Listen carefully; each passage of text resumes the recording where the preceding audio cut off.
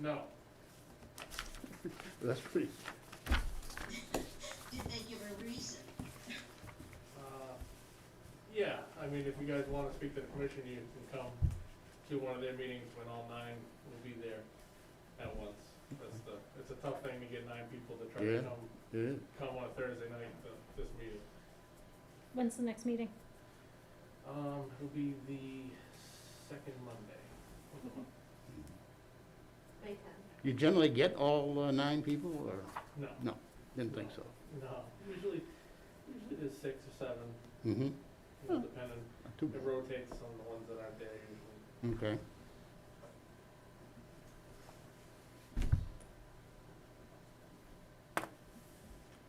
Okay.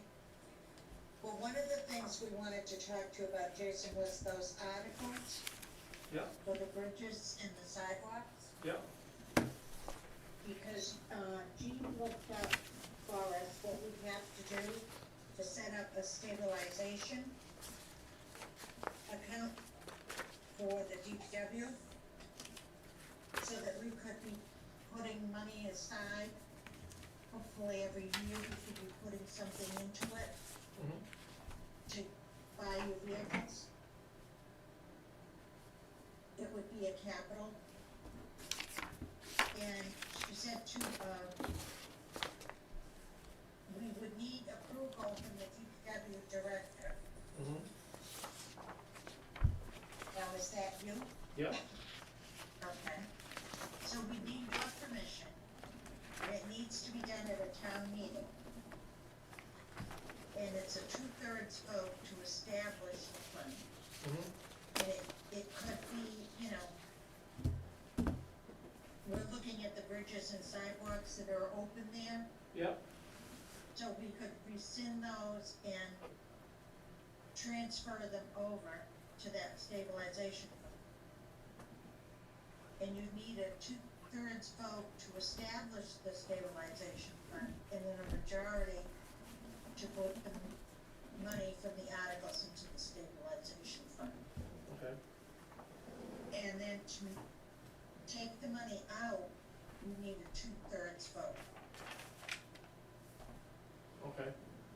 So we wanted to get your feeling and your ideas on it.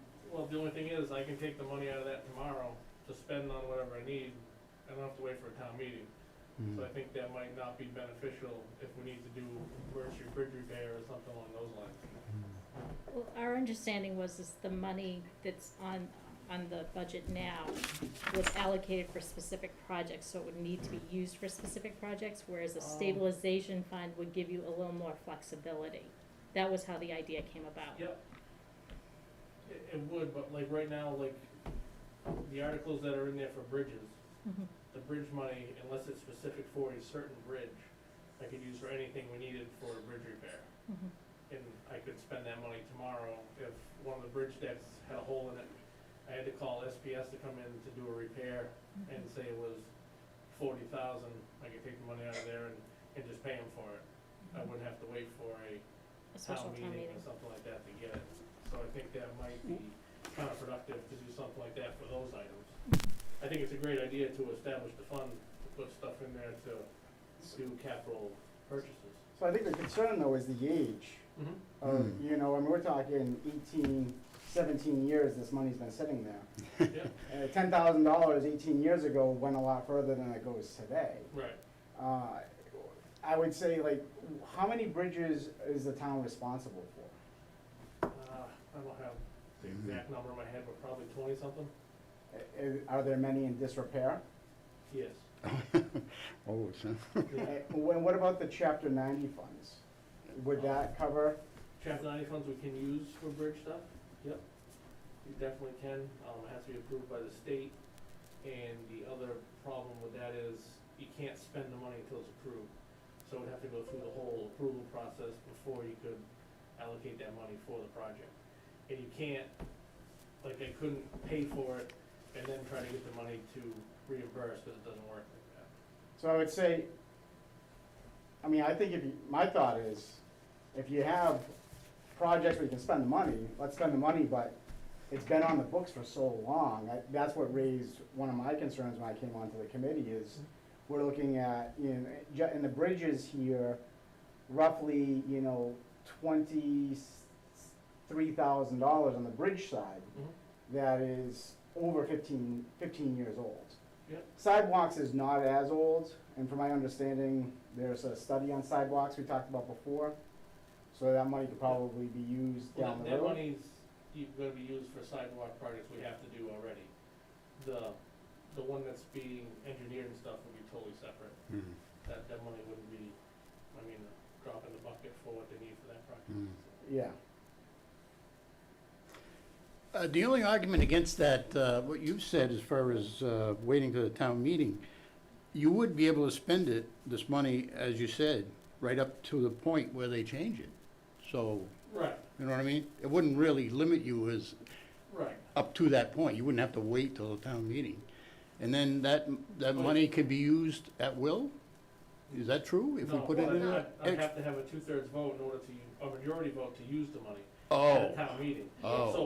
once it's in there, I wouldn't I be able to use didn't, I it. didn't understand that Yeah, at all. it's kind of like using our, the town has a stabilization Right, account. okay. It's the same rules, just a All right. different, yeah. I didn't understand that at all. I didn't realize that wouldn't be able to be used, because I mean, So- that's what you'd So want. if the bridge has a small repair, we have to Yeah. hire out, Right. we can't necessarily wait until June. I don't know if it can be at either an annual It or could be a either. special. Yeah, It can, Mm. okay. but it's kind of a. Yeah, so you would have to wait. hassle. So you have to wait a half a year, Mm. before you can do something. All right, And all those articles, you could find a place to use the money that was put aside for all those articles Yep, without, yeah. Yeah, we definitely could use it, I mean, but Yeah. why do we keep it around for 20 years, for that long length of time? Is it, do well, we? 20 years is long before I worked for the town, so, So just kind of forgotten about? yeah, kind of forgot about stuff. And like I say, when we do run into issues, we go to Gene, and Gene is very knowledgeable about, oh, well, we can take it out of this account. Mm. So I'm like, okay, great, so we can do that repair, and do what we need to do. So, I mean, if the age is a concern, we can spend it, and get rid of it, that's not a problem, you know? The one thing we were thinking about, Jason, was we have operating budget, we have the capital budget, Mhm. okay? We don't wanna mix, things get too mixed up, Mhm. okay? Cause I know I was talking with Eric about like a pipe under a road, okay? I would look at that as kind of part of your quote operating budget, cause you got a gazillion of, Yep. okay? Yep. For those projects that are bigger, if we have to fund them, we'd like to debt exclude fund them and put the money somewhere, Mhm. okay? So we thought of this account, Yep. but we'd still like to not mix up an operating budget and this kind of capital budget. That was kind of the thinking we're trying to keep straight too. Yep. But I think I see your point about this. I think the DPW stabilization account's a great idea, because that's stuff we can purchase, equipment with, or, like you say, fund larger That, projects. if we fund that account by debt excluded, okay, then you would be able to plan stuff within the town meeting schedule. Right, That way, exactly, right, if we could put so much money in for 2 years, and the third year, right, the six-wheel, bada-bada truck, whatever is gonna come, Yep. plus we get interest by the same time, right. we could work kind of that deal. Yep. So would that be reasonable? I think that's, for stuff like that, that's very reasonable, I think that's Good. a good idea. Because I see your other point, you got a hole in the bridge, you can't wait for the Right. next town meeting, That's yeah.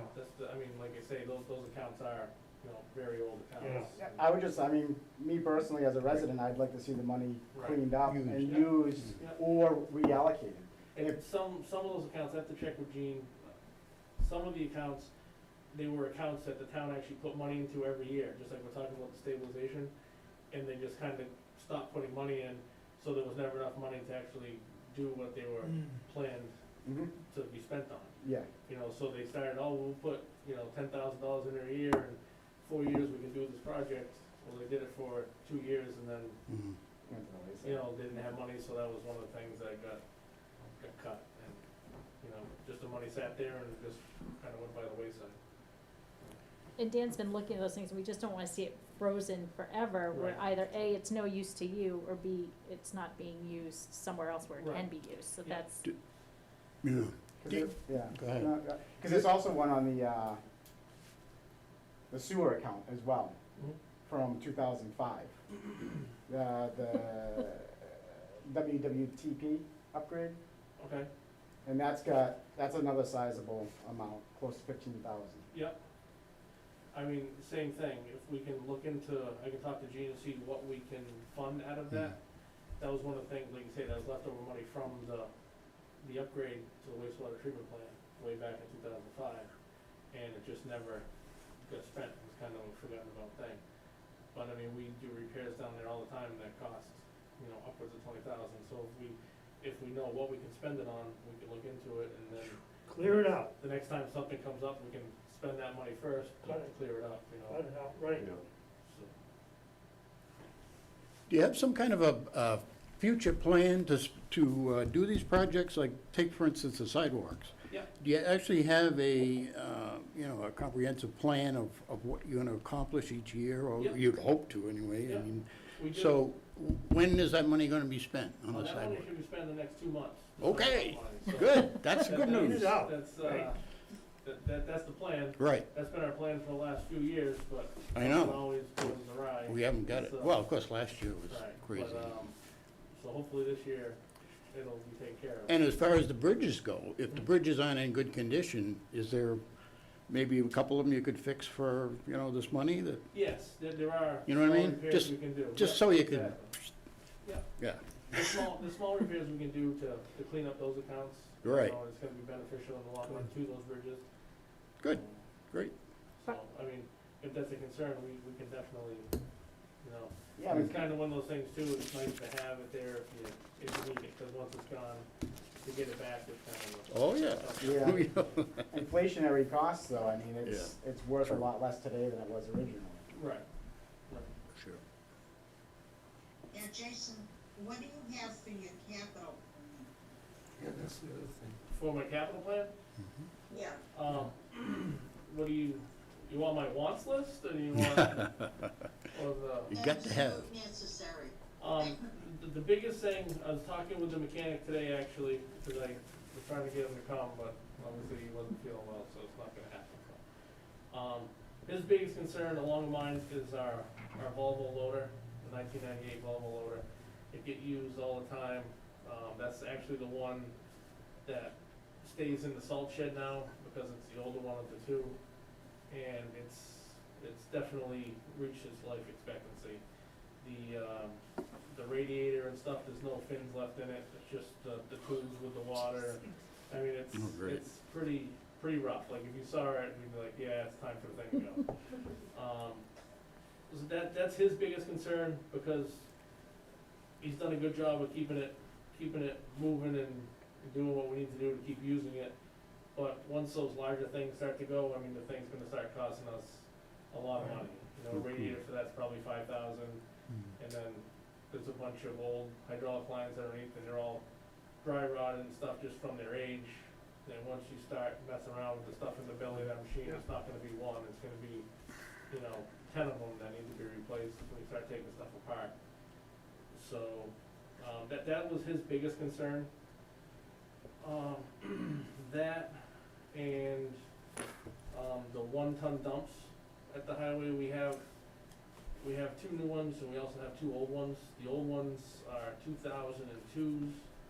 One's a 2001, one's a 2002. I think they're both bought at the same time, but one was a different year. And, same thing with those. Those trucks have been worked every day since they were brand new. And the electrical system's starting to go. There's a lot of patches in the wiring harnesses all over the place, and it's just starting to be one of those things, the truck goes out and we really don't know if we're gonna have to tow it back or what. So, that was his 2 top priorities. Both those trucks, or the two of them? One of them. So we have 2 new ones. We were thinking we could probably, replace one and just have the better one just on complete standby kind of thing, or if we get decent trade, we can get rid of both of them and just make the hit a little less on the town, and we'll still be better off with one we know can run every day than, cause right now it's, they kinda alternate, when one breaks, we just run the other one, when that one breaks, we go back to the other one, So you could work with 3? yeah. So now, you'd like one new of those guys this year would be the thing to do. Yeah, yeah. And what kind of numbers on those, as far as the Okay. loader and the truck? The mobile loader, I actually have the quote for here, Oh, great. that's $199,944. Ooh, So, that same machine, it's For sure. been, it was on the capital improvement plan for probably the last 8 years. Hmm. And, when originally put it on the capital improvement plan, it was $130,000 Yeah. to replace Yeah. that machine. And now it's, I mean, it's $70,000 more in the last 8 years. Mm. Mostly to do with emissions costs and stuff like that. Right. You know, the new machines are a lot more expensive because they have to have all that on there, but just as, What make is that? that's a Volvo. Okay, that's what we have now, right? That's what we have now. Actually, did get prices on a couple of different brands, and they're all honestly within a couple $1,000s of each other. Sure. Sure, each company knows what the other one charges, so kind of weird how that works. Is 20 to 25 years the normal life expectancy of?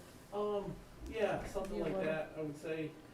And also, the technology is so much newer and nicer, you know, the new machines are a lot safer, a lot more safety features and stuff on them, cameras all around, so when you're backing up, you can always see Okay. everything all Yeah. around you.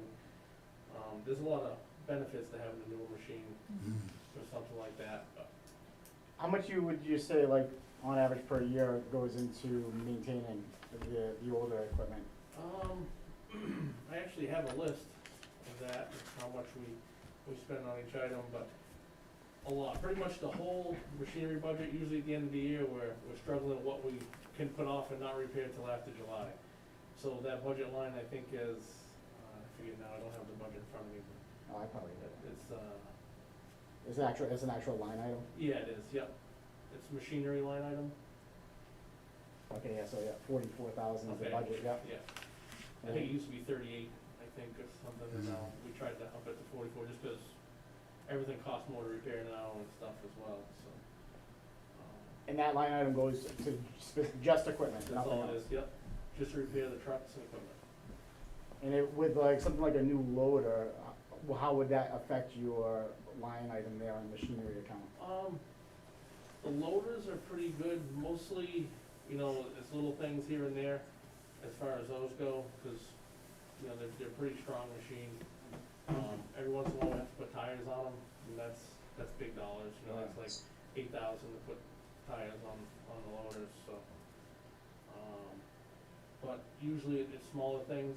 What we're trying to avoid is the machines getting to the age where it's gonna start being bigger things. So if we do a couple of $10,000 repairs, that's half of our whole Yeah. machinery budget. The highway 1-ton dump, I don't have a new number on that, but 75,000 was the number we had last year. So I did not check with the dealership to see what the new numbers are on state bid. I can definitely do that before, you know, we get the articles on there, we'll have a, you know, what you guys say we want for stuff, we can get the hard numbers. Mhm. And the other things were, the water department needs a new pickup truck, a utility body, and the sewer department needs a new pickup truck, a utility body, and the highway department as well, another new one. Then those would all be, the other ones are 2017s, so those are 4 years old. So we get these, the capital plan was 10 years on those is what we planned on keeping those around, just because then, same thing, we're not doing large repairs to them, and we can, you know, trade them in, and this will be worth something to get money back for our Mhm. investment. So if we got those 3 trucks this year as well, obviously water and sewer are enterprise funded, so they'd be paying for themselves. Then the trucks would be split evenly 5 years apart. So then in 5 years, the ones that are 5 years old now would need to be replaced. And then in 5 years after that, the ones we purchased this time would need to be replaced. So that would keep them on the even 5-year replacement plan. That's like the half-ton pickup type. They're 1 tons, Oh. but they're not dumps, they're Yeah, they're oh, actually, okay. they're All right. 3500s, they get utility bodies on them, plows on them, all that stuff. Okay. They used every snowstorm, and, Those are the ones that were in the capital plan originally for 21, right? yes, yep. So you assume same thing, that the bids, the state list would be similar to last year's cost? Yeah, yep. I think last year's cost was actually a little over 60,000, Mhm. so by the time you put lights and stuff on them, I think it was 65, what we did, so. I think that would be close, like I say, I will Yeah.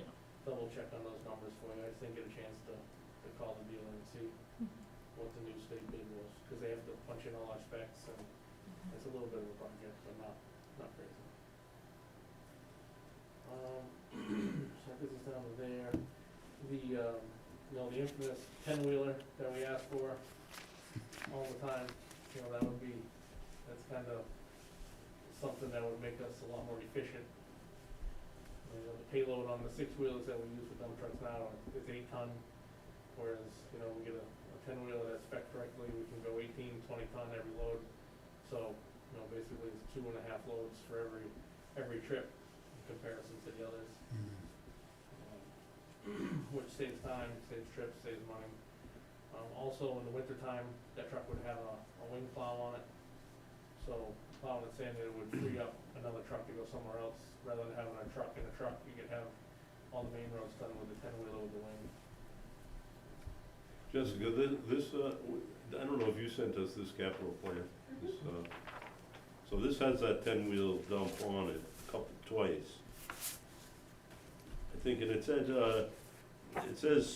here, split 3 ways with enterprise, so that means you'd be sharing that That with the sewer and the water department? That was talked about, obviously, it was talked about because the water department would be used, when we have water main repairs and service repairs and stuff. Yeah. We would use that truck. But they wouldn't be using it a third of the time. See, No. that's my problem with paying for the pickup truck for the sewer and water also, because Right. Well, they those- used to plow all year long, and, Right, but those are, right, I You see know what I what you're mean? saying.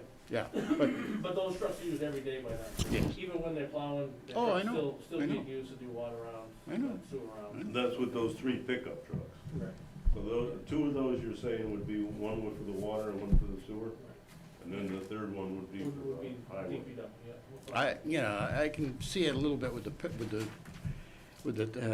1 tons, but the 18-wheeler, I can't see that at all. Yeah, that is a pretty tough sell, so we probably Yeah. use it, I mean, the sewer bills are high enough without Right. adding any more to it. right, Right. exactly. I mean, if you call it a month out of the year, I think that'd be pretty, Yeah, okay, all right, accurate. So the actual cost of that truck would be like 150, because you're gonna, Well, at that's least, if, at least. a new one is 260,000. Mm. 260. Is a new one.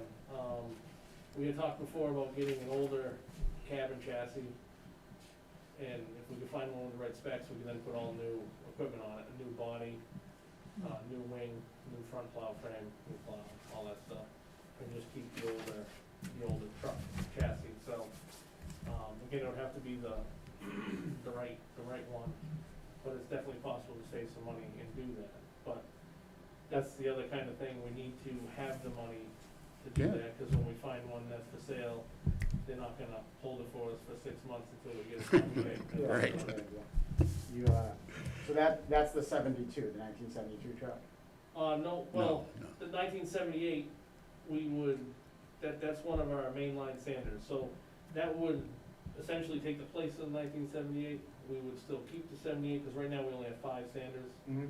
There's 117 miles of road in Barre, so each truck has a pretty large area that they're responsible for. So that would just knock that down. That truck, but it would make it so that truck didn't have to go out every time a snowflake fell. It'd be more just the larger storms and stuff like that. So you're not looking to retire a vehicle, you just wanna increase the fleet? Right, right. So that means your maintenance budget really doesn't go down that much? Yes and no, because it would take that truck, because right now that truck is also a dump truck in the summertime. That truck wouldn't have to do that anymore. That truck would just specifically be a sander, Okay. we'd just leave the sander body on it, and we wouldn't have to put the dump body on and use it all summer long. because we have the 10-wheeler.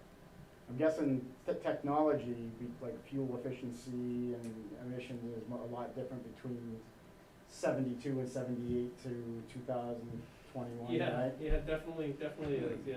What about grants? Do you ever get any grants? I know that like emission grants and stuff sometimes the federal government offers. No, we've never received one, so I don't believe we've ever applied for any sort of emissions grant or anything like that. Is that something that you're familiar with, Jessica? Yeah, I am familiar, there's, some energy efficiency grants, I haven't, to my knowledge, seen them used for something like a DPW equipment. They're usually for smaller, like electric cars, you know, $30,000 purchases versus Okay. something like that. What if we get an electric 10-wheeler? I was gonna say, it's all They're electric. coming. It They're might coming last you someday. 5 minutes if you're lucky, Have to have a but, long cord. Yeah. right. No, they're coming. Yeah, but They are coming. usually those energy efficiency grants do look for like strictly electric. They Yeah. try to, if it involves oil of any kind, cause I've been trying to look for this building specifically, and they're like, if you're looking for anything but like electric or something strictly super green, they're like, not so much. Probably not gonna happen. Okay. I saw like a social media post, I forget what town it was. They said they got some sort of grant for equipment. And it was like an emission, because they were saving so much in emissions. I wasn't sure, because I know some of the other departments, and I guess public safety is a little bit different. The government tends to throw money at those departments, you know, like it's candy, but Yeah. is there any grants like that your department ever applies for, or? We apply for a MassWorks grant every year to try Okay. to fund our larger projects, larger road projects, water projects, sewer projects. We're in the process of applying for USDA stuff right now for our wastewater treatment plant upgrades. Mhm. So yes. So that helps offset some of the Yeah. costs, yeah. Yeah.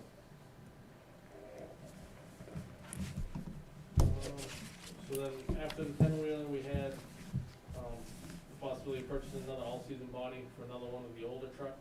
The 6-wheelers, we put one on, I forget now, time flies, but I think it was 3 years ago now.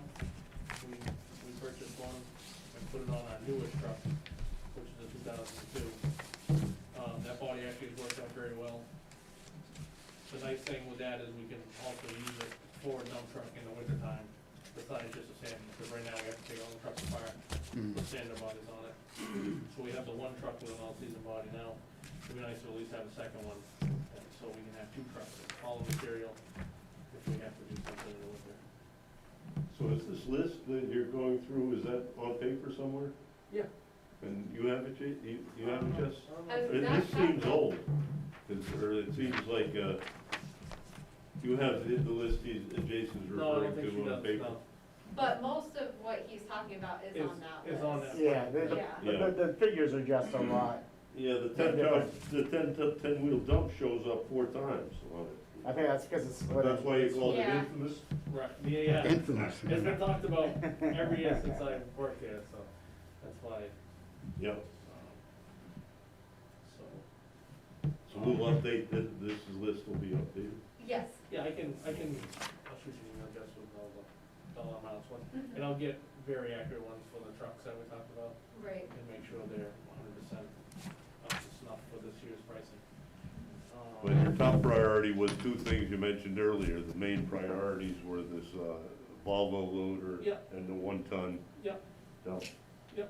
So if the town had enough money to do one thing, the loader would be the top. Yeah, yeah. Unfortunately, it's a very large, large item, so, Yeah. you know, that's the tough thing. But it is something that's used every single day. So that all-season body, the price is $70,000 on that.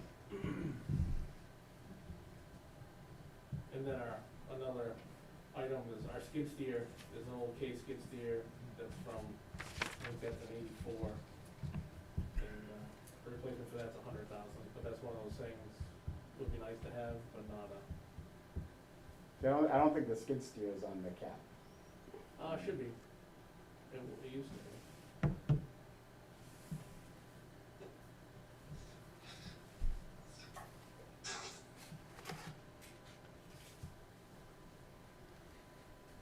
anyone else have any questions for Jason? My questions would be, because we had listed on the 22 capital plan things that weren't mentioned. Are those projects all pushing to possibly 23? Like the big one I see is like to replace the water mains in South Barre. Right, I mean, that stuff needs to be done every year, and that's one of the projects that we put into the math work plan for every year, Okay. try to get funded. We've tried to put in for different grants for that project in years past. There was a lot of, issues with, like, resident participation and stuff down there, trying to, as far as getting the grants. So, it was a difficult thing, we've tried multiple different avenues to pay for that. Is that where that 70,000 a year goes? Is that what that's for, the water upgrades? So what's that? On the water budget? I think it's a line item. Oh, for upgrade? Yeah, is that what that's for? I wasn't sure. The upgrade account, I forget what it is, that's, I think an upgrade or replacement, I don't even know off the top of my head, but one of them we put money in every year, and it rolls over, Yeah. so, I believe, I think both of those, replacement and upgrade, both do that. So that's what that is, it keeps. Okay. But as far as upgrade goes, we spend, like, we have to replace, well pumps and motors, every couple of years. Just the chemical pumps alone, those are $1,400 a piece, $380 so, that all adds up pretty fast. Yeah, exactly. So those other bigger items that are on the 22 capital, you don't anticipate putting requests for those this year, like the well 3 upgrade or the water main? No. Okay. No.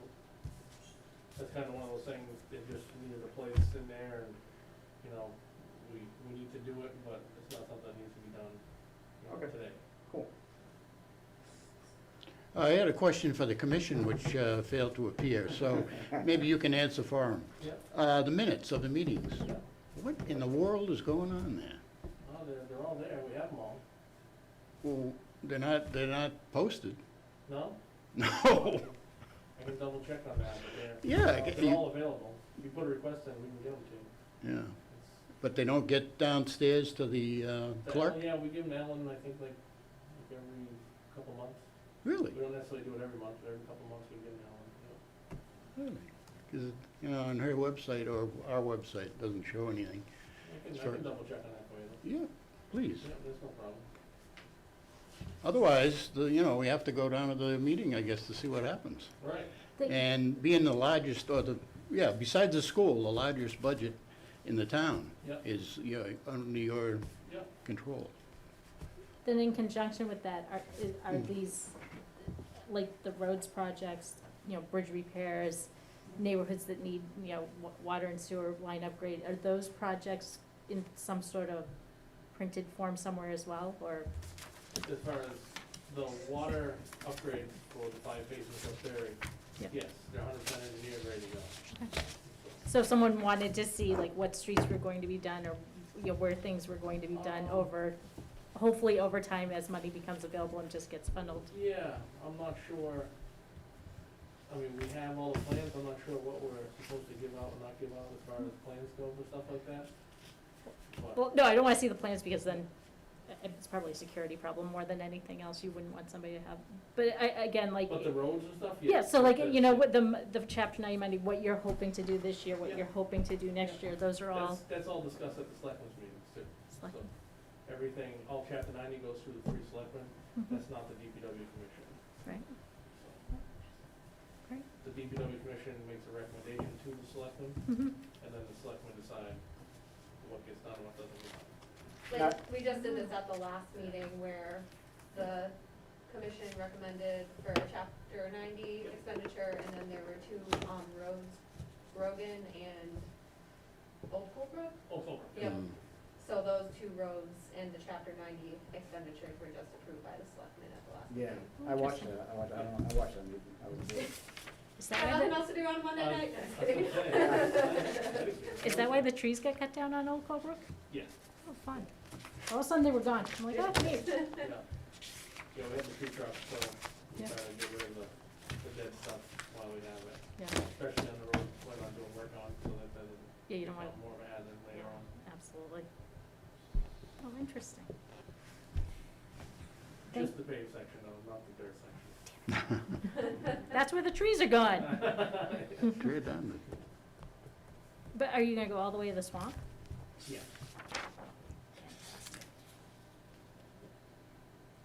I like the dirt section, I'm not Yeah. complaining. That's actually a really good one. It's a Yeah. good- Some- It's a good dirt road. Sometimes they're better than the It, pavement. it's a great dirt I road. could think of one. I will road. say, you guys do a phenomenal job when you grade that road too. It's like the day I moved in and I've been here 15 years. When it gets graded, it's really very nice. Thanks, I'll pass that along. You're very welcome.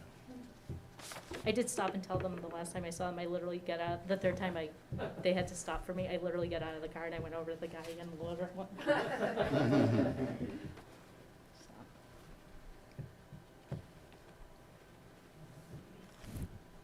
So I guess that's, Is that it for Jason? that was my list. Unless you have something else for me, Claire.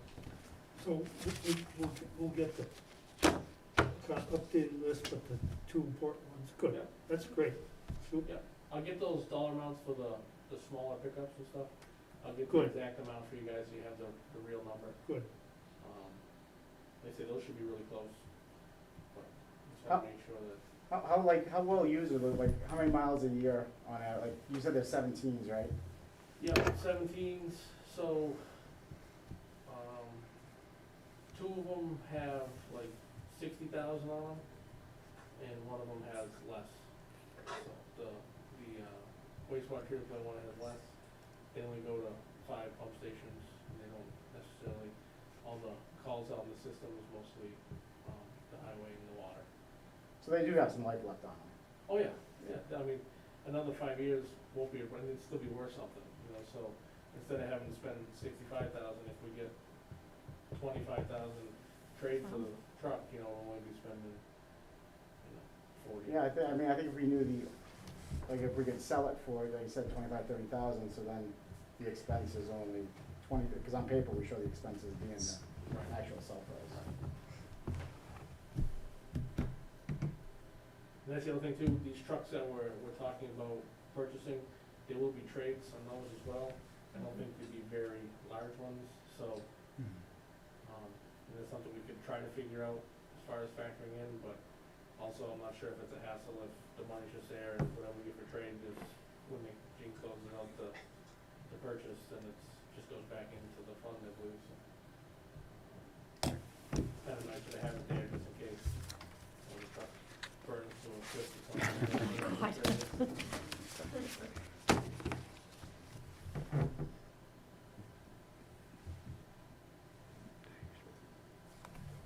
Okay, Jason, I guess that's, Yeah. thanks for giving us all the. Thank you very much. Yeah, no, Thank very you. good. Thanks for Really coming appreciate in, it. Thank Jason. you guys, sorry I couldn't get, Jimmy to make it tonight, but No, it's he, okay. he wanted to, just, like I say, he, doesn't feeling well today, so. Okay, good deal. Yeah, you guys are good. Thank you. Cool, Thank you. great, We'll thank get those you. numbers to Jess and she'll pass them along. Thank you, guys. Thank you. Have a Thank good you, night. Jason. See you. I was just thinking, We've got a on, little time before Quabbin was there. Claire, I just Are want they to, on yet? got a question They're here. coming in person. Good. He's got some big number things, So that'll be at okay? 7:30. Okay. If we would, Maybe we can cover a couple more things. Under your name, Jessica. Do you have the new growth figure yet? So that is something that we spoke with the assessors with, and I'm pretty sure she sent to, I don't know if she sent it to the entire finance committee or if she just sent it to you, Claire, but that's something that the new growth number typically isn't received by the town until like September. And that's, No, they give it to us before town meeting. They give an No. estimate. we need an estimate. right, and I had sent an estimate to, I know I sent what I found from the DOR, very recently, Claire, and the number is escaping from the top of my head, so I just figured that you were looking for a different number.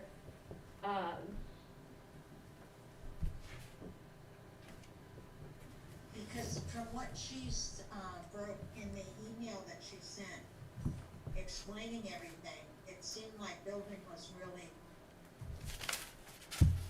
going quick, and Eileen, I guess, before she left, had given an estimate of 25,000, which is really low. I mean, I can go talk to Rachel again, but, what she had Because they said. always give us a new growth, an estimate of new growth figure for 2022.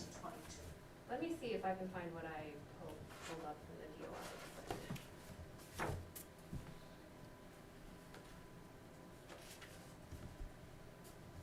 So, these are all ones that are working around one for them. This, I know this was a couple weeks ago, I don't think it was.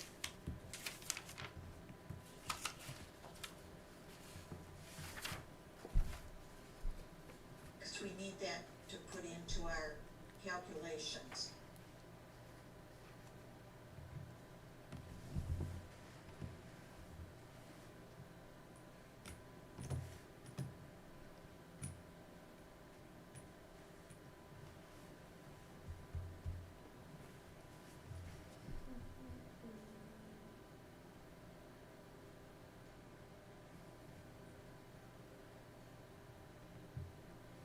So what I found from the DOR, we have this levy limit sheet, Yeah, and, so it Yeah. shows, the old number, you know, the previous years, uh, but we need an it has estimate 20 for the F, two. I'm looking the at, 22. yeah, I'm looking at FY 22, but they only have the 2.5%, Yeah, which is 218,000, but there's nothing on this sheet for new growth. no, because the assessor usually gives it to us, Eileen always did. She did an estimate. Okay, I can, So if you could talk to Rachel and see if she can come up with, maybe she could even look back at Eileen's or how she calculated it. yeah, I'll probably just give, I can also give Rob LaRue a phone call too. Yeah, Rob would know, 'cause he was on Yeah. finance committee too, always had a new growth number. He's also a chief assessor, Yeah. Yeah, so he might be Yeah. able to help us out here too. good.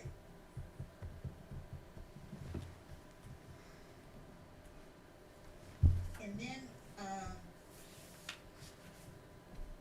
did Eileen ever turn over the numbers on Hardwick, On what? On Hardwick, on the senior center, participating in the senior center? I went over some of the back minutes and, we were looking for the senior center numbers, the town of Hardwick cost, and what comes in. I know, I guess it comes into the general fund and not the senior center, but a few of us were wondering, how much are they putting in? well, yeah, it comes as like, in the revenue sheet that Jean sends everybody, it is an item on there that says, Hardwick Senior Center, and it's the same thing for, the building commission, where that money comes in and it's a dedicated revenue. Okay, I believe it's 19,000.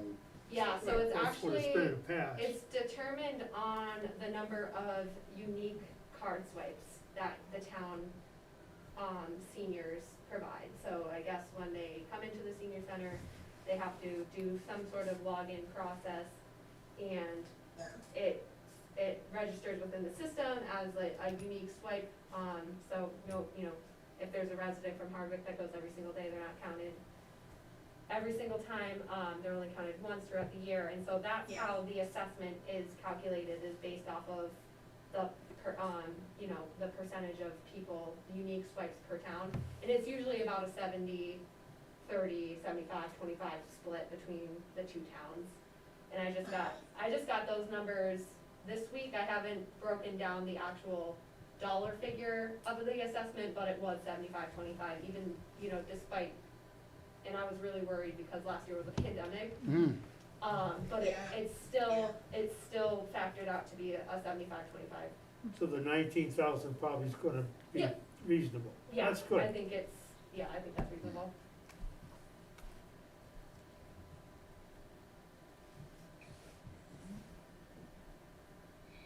And then we had also, asked on the state grant monies that come into the senior center.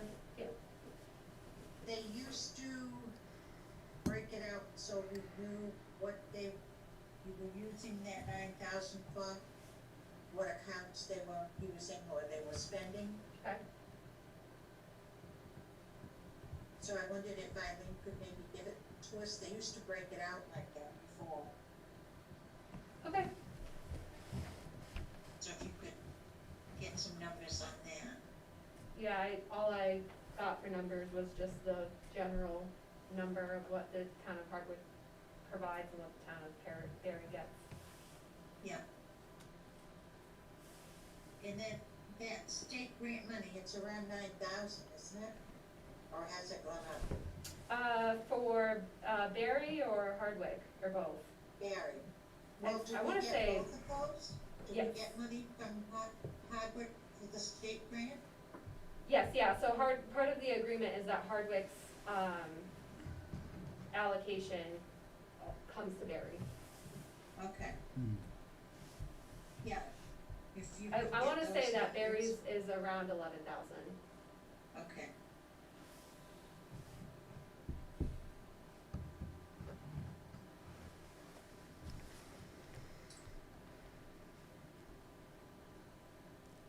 Now, have you put the Ruggles Lane generator on the capital plan?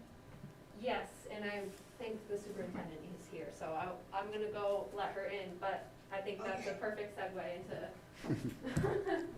their section.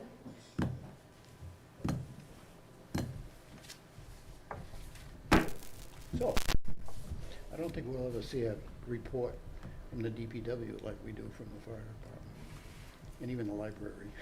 No, I mean, well, the library's report is extremely detailed, I mean, it's a good report.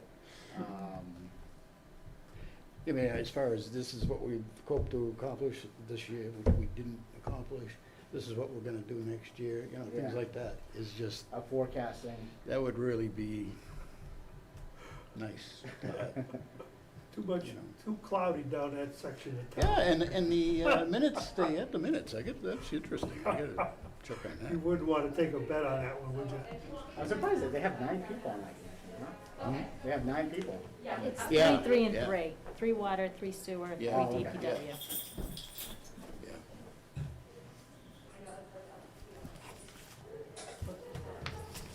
I was wondering, some of that big stuff, if we did set up that stabilization DPW fund, could put some money in on a yearly basis for a couple of years before we get whacked, but you got some big numbers. Well, yeah, that's what well, even on the capital plan though, Yeah. too, I mean, there's Yeah. big numbers in his forecast over the next 5 years, I mean, Yeah. millions and millions of dollars. We had, well, that's why I'm against doing it, any kind of an account down there, because we get the whole town to consider. And there's, you know, we had to take a, well, ban, we used a ban last time to pay for it. I mean, it's not gonna be something we can, you never keep up with it at the rate we're going. Well, I mean, cause then you're paying it out, we're paying like what, 150 grand a year in Yeah. interest? Right, You know, that's wasted dollars, right, really. it is. So, I don't know, it's a conversation to have, but, not easy. Yeah. Fire trucks, millions of dollars. And every year though, every year it's just gonna get more expensive, I mean, That's right, things are going up Well, and especially now. I think. heavy equipment's just gonna continue to rise, you know, so it's like if you wait another 5 years, it's gonna be $300,000. Mm. One of Hey, those hey, scenarios. welcome, welcome. Difficult. If you guys wanna sit at this table, whatever. you guys That's the wanna round do. table.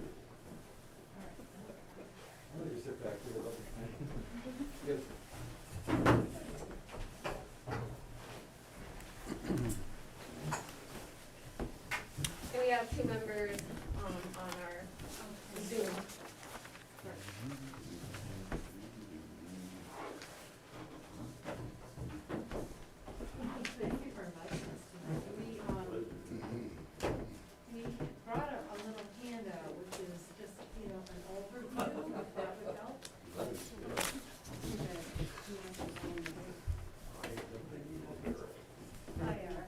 Great, thank you, Dan. Sheila,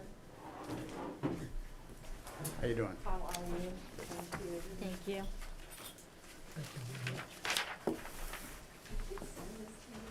Yes, yeah, I did see it. Thank you Info. so much. Just a few minutes ago.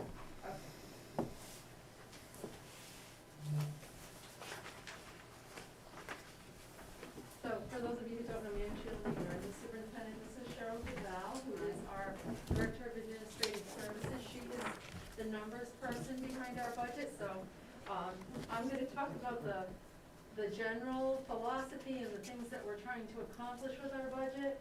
And Cheryl, and I, but mostly Cheryl, will answer the, the sort of the funding and the way we're hoping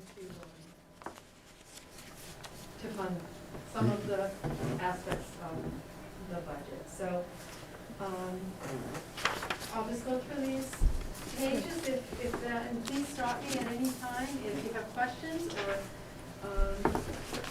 we started with this year just because I think when we were talking, I think we met virtually last year about our budget with this committee, and one of the things that we talked about was several times we're building a budget for a reality that we don't really know what the reality is, and to some degree, we're in that same situation now. Although we think we know what school will look like next year, we're not 100% sure. We're not sure about things like how will we be allowed to feed children lunch. So there are still lots of unknowns, but I think we definitely have a better idea of what school will look like now than we did when we started to build the budget in December.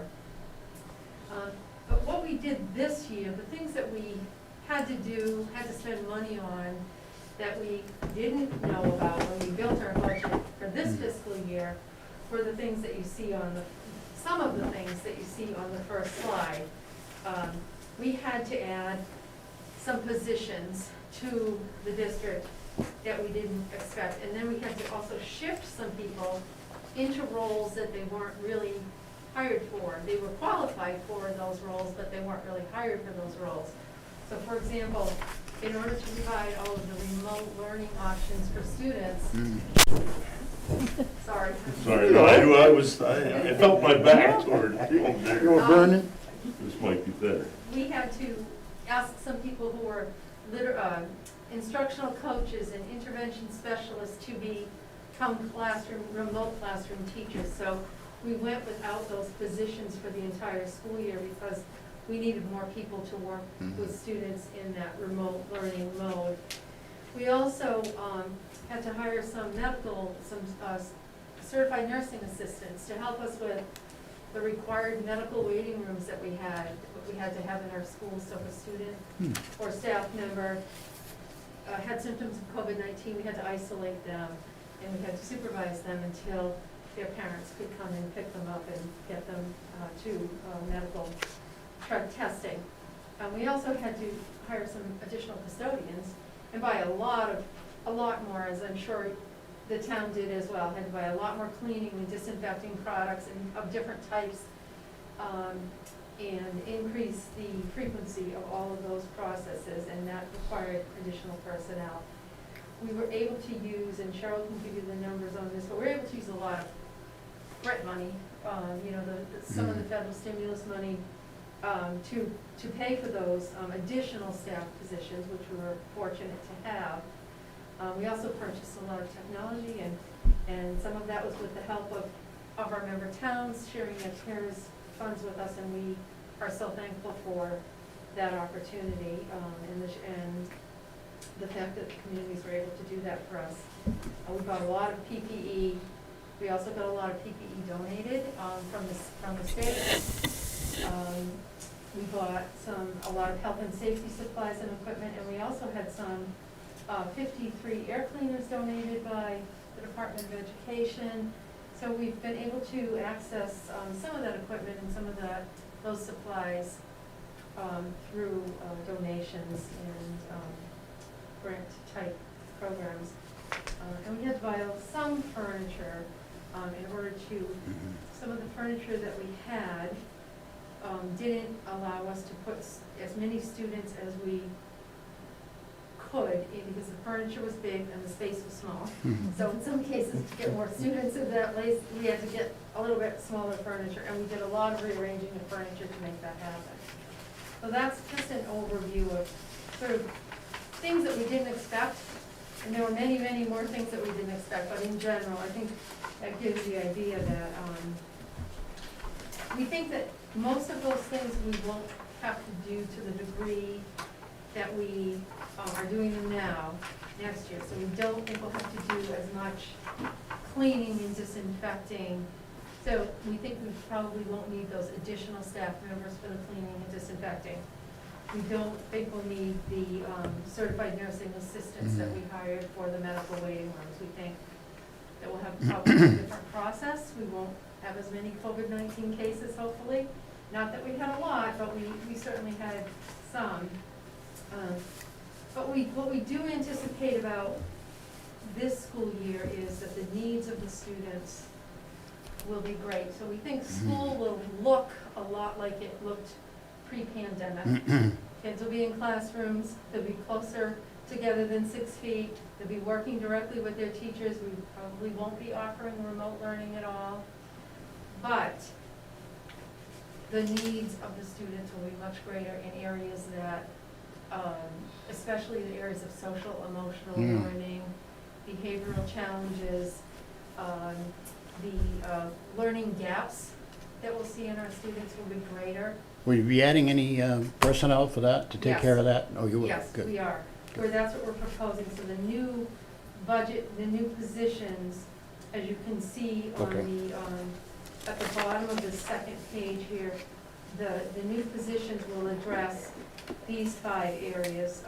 We will increase our support for effective use of technology, and that will really be in the form of 2 technology integration specialists.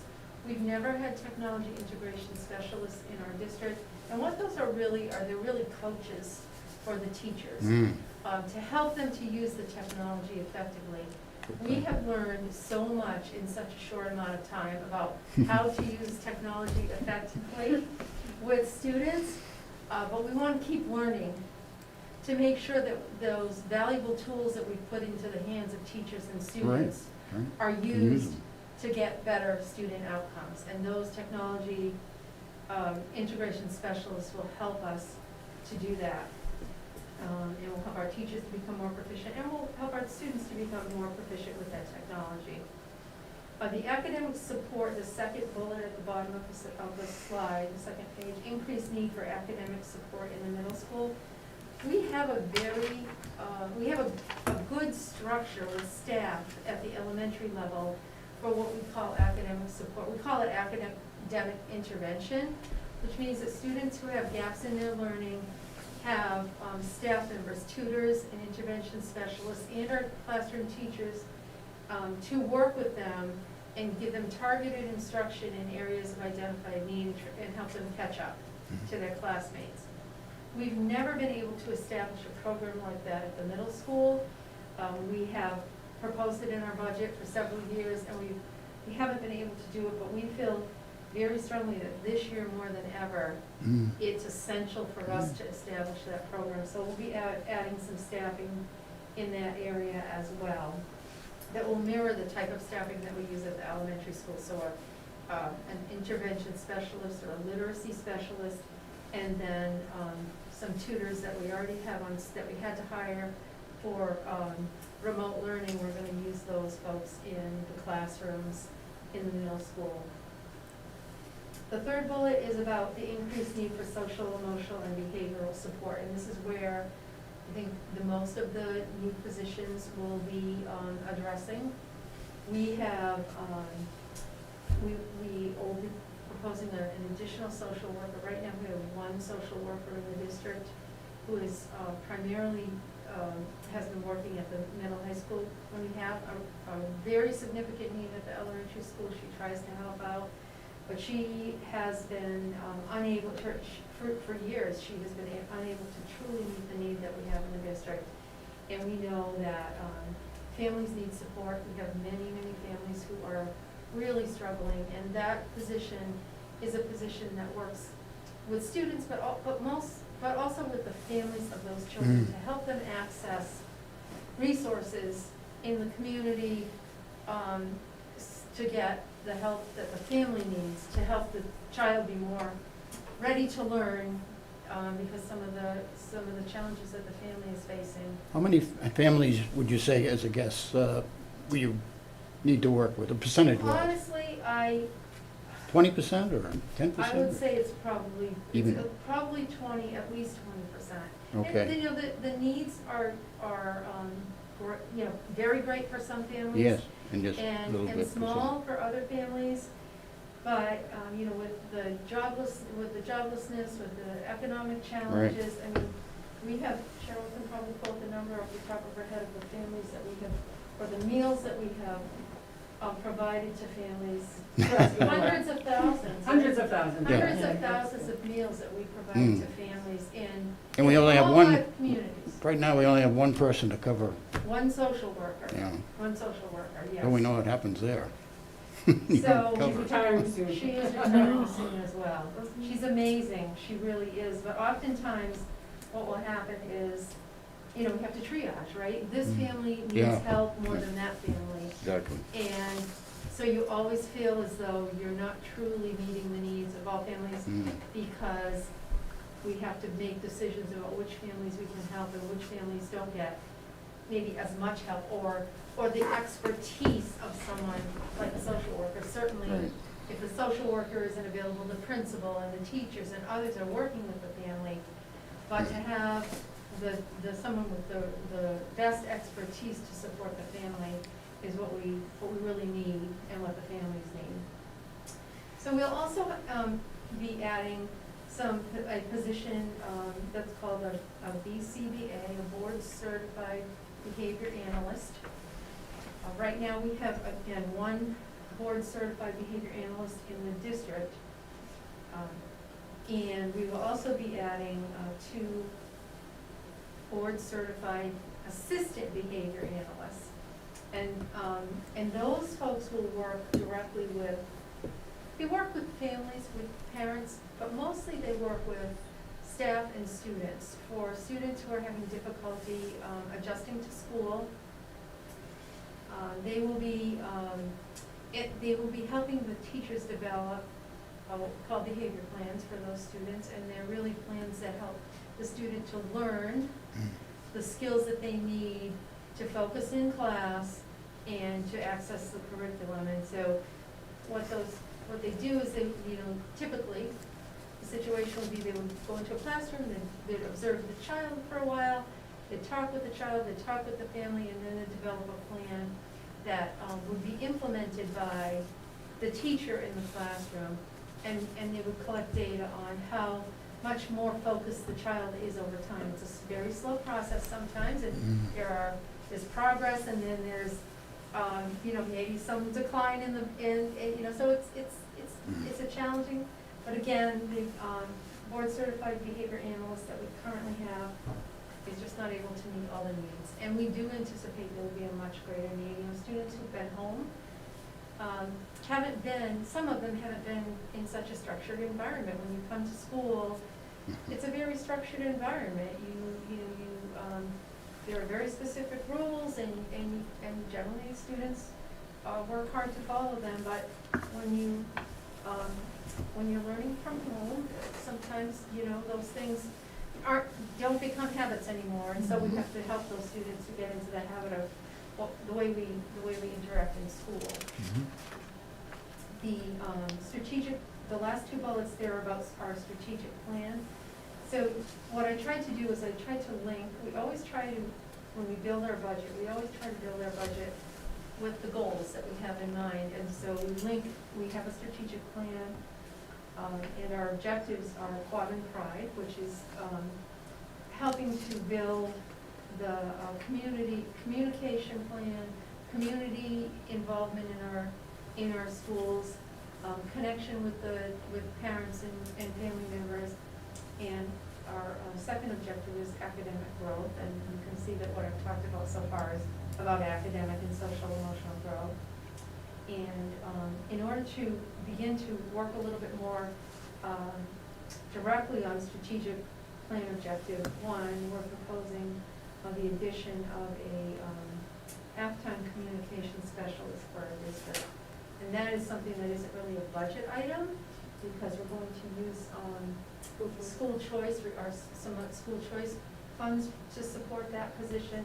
But it is something that you'll see as something that we really feel strongly will help to improve the consistency and quality of our district-wide communication with families, both in families and community, as well as our internal communication.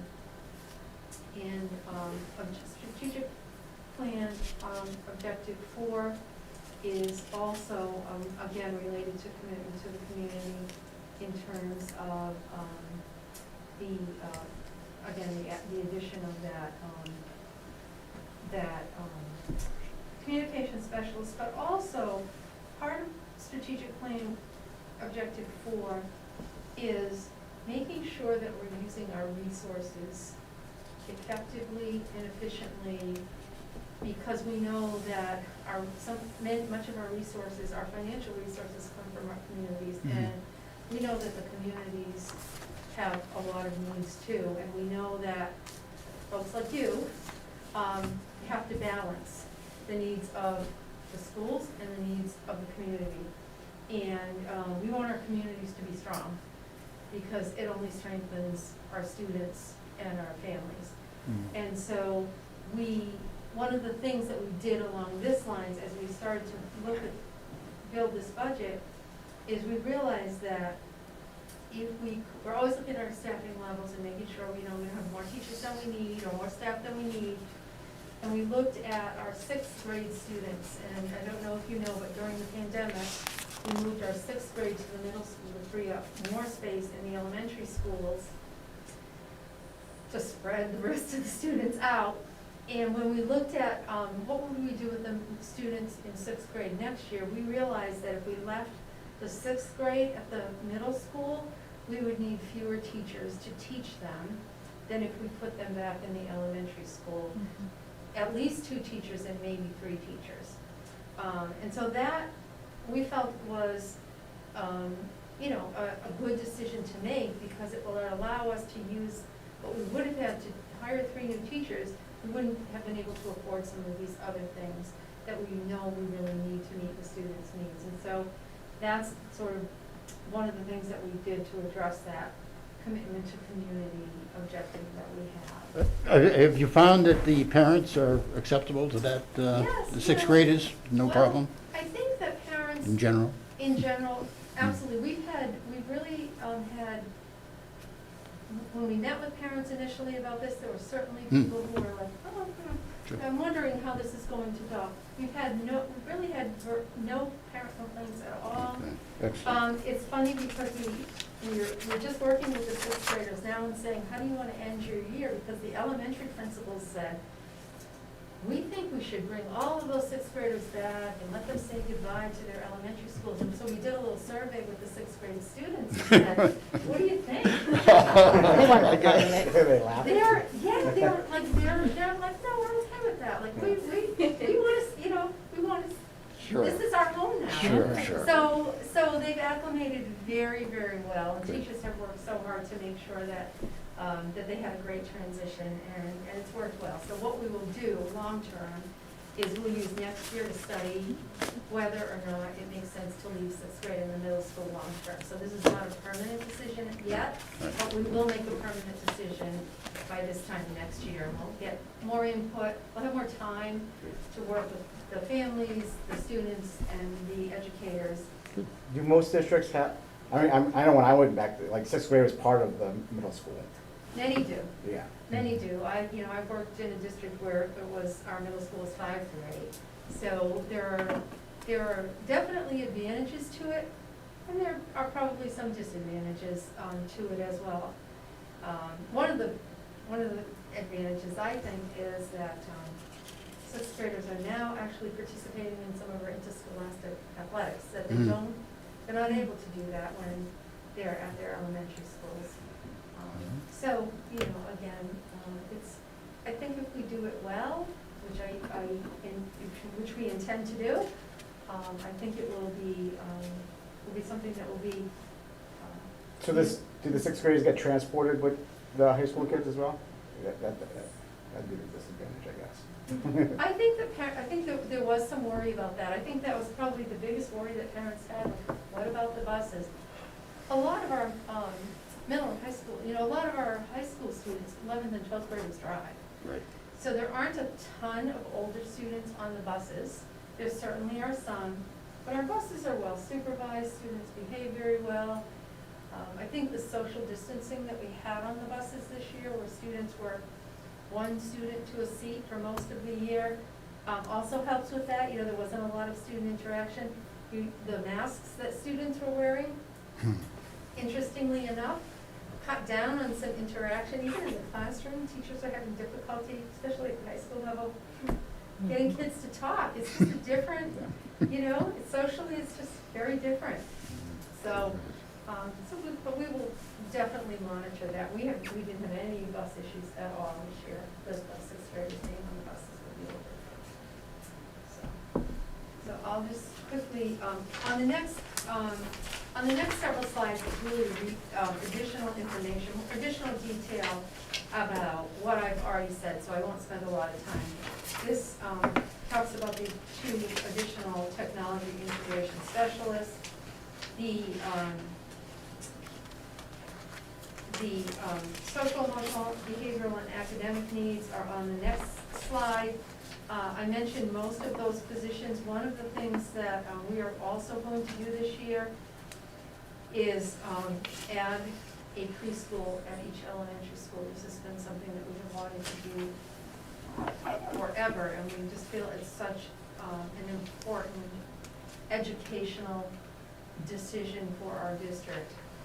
We had, pre-pandemic, we had a preschool classroom in Ruggles Lane School and a preschool classroom in Harvard Elementary School. Students from across the district could attend those classrooms, but for students who are not special education students, who wanted to participate in that program, parents had to transport them. So if you lived in Barre and your child could go to Ruggles Lane School, you would have to, we don't provide transportation for non-special education students. So not so much of a challenge for Barre parents to get their child to Ruggles Lane, but if you're a Hubbardston parent and your child wants to attend preschool, you would have to transport your child to Ruggles Lane and pick them up. So we have a waiting list for our preschool program. The data on, and the research on preschool education is just very strong in that the sooner we can get students into school, the more likely they are to be successful long-term. So we will be adding a preschool in Hubbardston and a preschool classroom in New Braintree Grade School. And I think the remaining bullets there I've addressed in my previous comments. The family and community engagement coordinator is the person that I referred to as the communication specialist. So it's not another position, and it's a .5 position. I should have put that in there. And again, that is funded not in the budget, but from our school choice revolving account. And then again, another comment about the sixth grade. There are a couple of positions that we're adding just because of enrollment. It has nothing to do with the pandemic. It just has to do with needs that we have for classroom teachers. This year, we did not have, previously we've had a high school computer science teacher. This year, we actually couldn't find a high school computer science teacher. So what we did is had teachers, the courses were offered, but we had teachers teach over schedule to fill those courses. So we were hoping to find a high school computer science teacher so that our other teachers don't need to teach over schedule.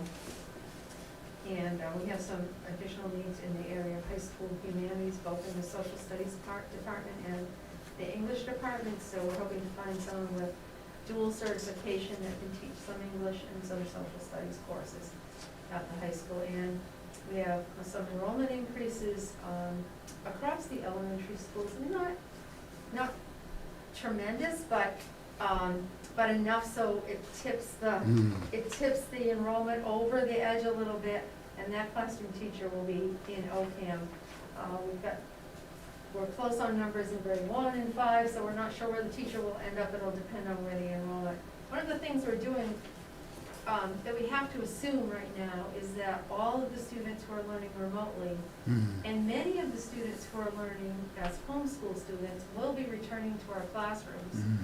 So we built our enrollment projections based on that information, and we've done some surveys with those folks.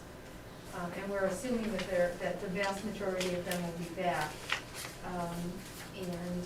If, for instance, some students didn't come back for some reason, that might shift some of those enrollment decisions and staffing decisions, but right now we have to assume that they're coming back. If everyone did come back, what would be the increase percentage?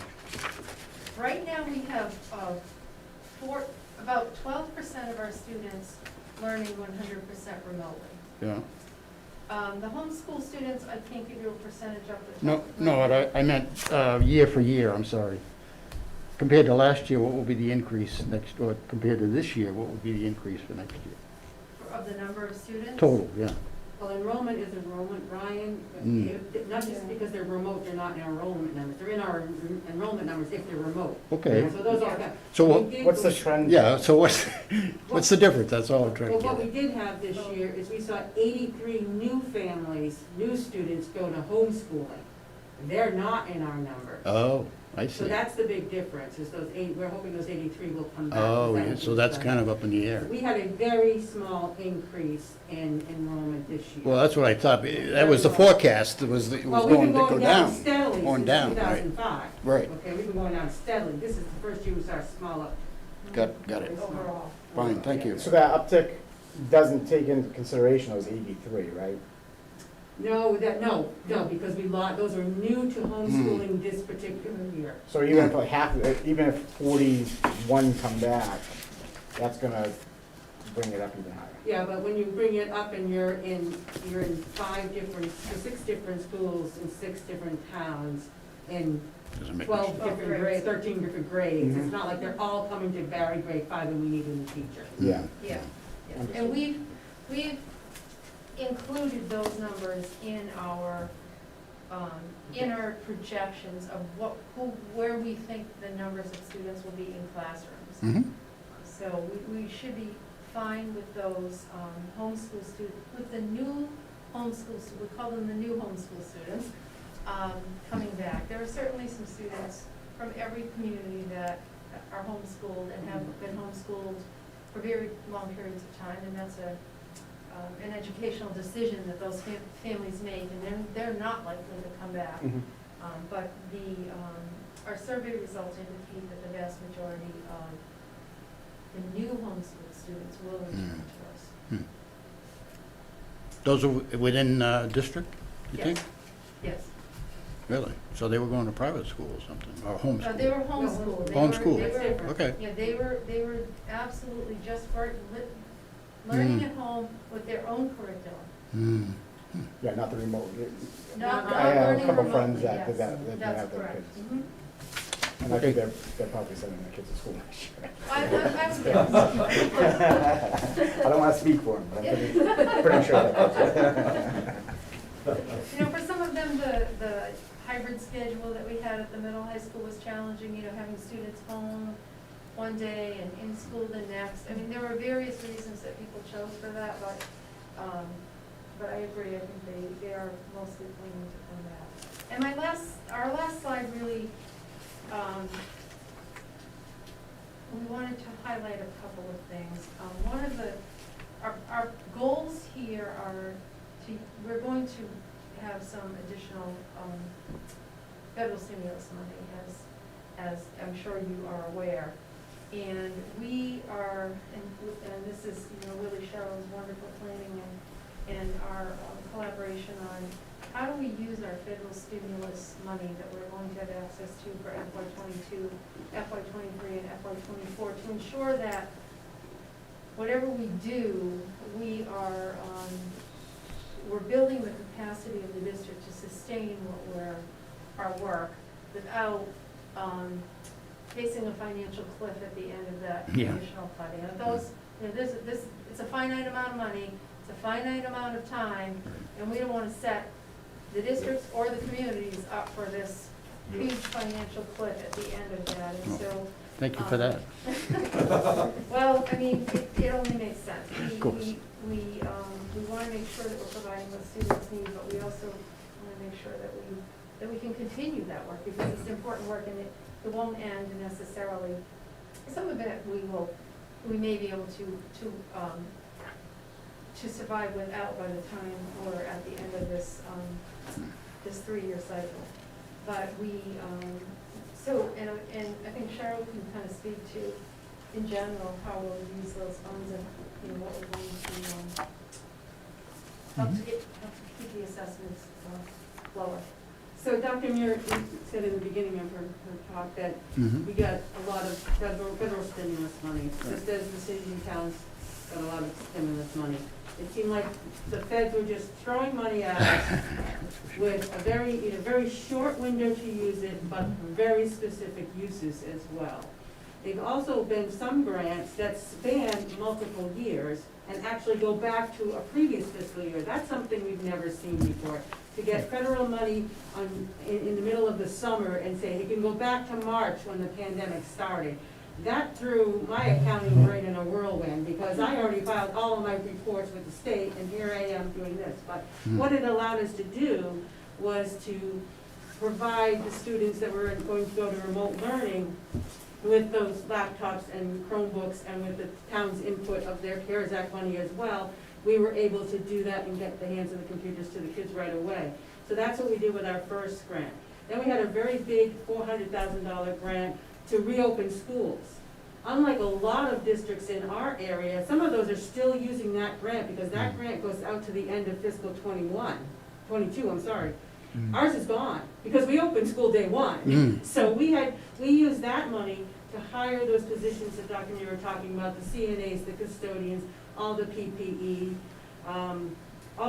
just the alcohol that we needed to clean the electronics and everything else. So we went through that money pretty quickly to get ready for kids to come back. We probably won't need to buy alcohol for the next 2 years. Our plant facilities director didn't know that she also couldn't store it on site the way she's storing it on site, so we learned a little some things there too. But it allowed us to open school and stay clean and not. Sorry, what? Nothing. It was a blur. Background noise. So we also have been able to stay open. Some schools have opened and needed to close, so we've been able to do that. We then got another grant that was very quick, very specific, and you had to spend the money by the end of the year. We used that to buy air cleaners. We had a company come in and do an not air quality, but air exchange testing in a variety of our rooms in each building. We did fall within the number of air exchanges that the state wanted to see, the CDC wanted to see, but in large areas, we didn't make those things. So as Sheila did mention, we got 50, I think it was 57 air purifiers that were smaller. I kind of hear something over there, I don't know if you have one here, but those are in offices, in little rooms, or teachers work one-on-one with kids, like speech therapists or the BCBA. And those came rather quickly, and we used the rest of that grant money to do the air cleaners, which are the bigger ones that are in classrooms in the high school that are really 2 classrooms into one, or large offices, or I think we have one in our PDC, just to make sure that the airflow was what it should be to keep everybody safe. So that's what we use that grant on. The rural school aid that we got last year, that's a state grant. And we didn't use it last year. We were planning to put in a generator for the central office, because we have no backup if power goes down at central office. But we couldn't get the project done in time for the end. That's a June 30th grant. So we're like, what were we going to use it for? And then we were told, you know what, with the pandemic, you can use that for next year. I said, okay, let's hold and rethink. Because rather than get all this grant money and spend haphazardly and quickly, we'd rather have a plan. However, we didn't know whether or not we would get rural school aid money this fiscal year, because if you remember, the state didn't finish its budget till March.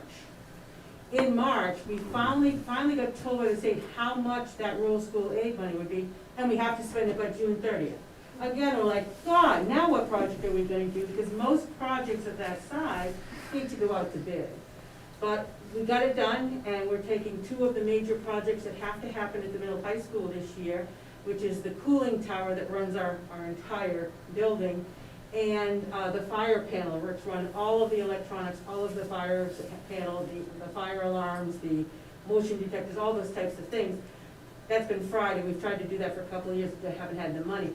We're using that rural school aid money to fund those 2 large projects. And we're able to take it out of the budget as a capital item for all of our towns. Then we got ESSER, what's called ESSER 1 money. Some districts have haphazardly kind of used money here and there. We're trying to be focused on everything that we do. So we didn't need to touch that this year. But that's what's funding all of these positions that the superintendent talked about.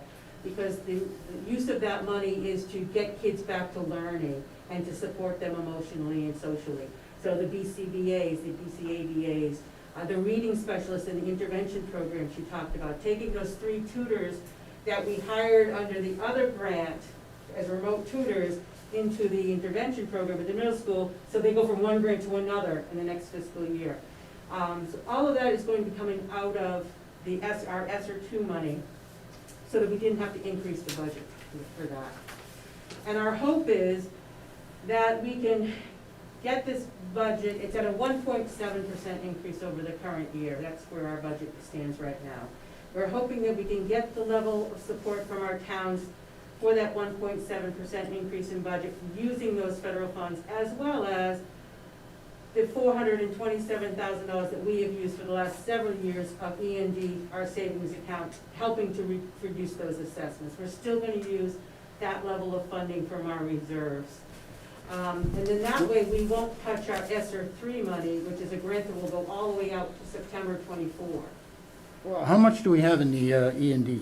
Or do you have in E&D? $519,000.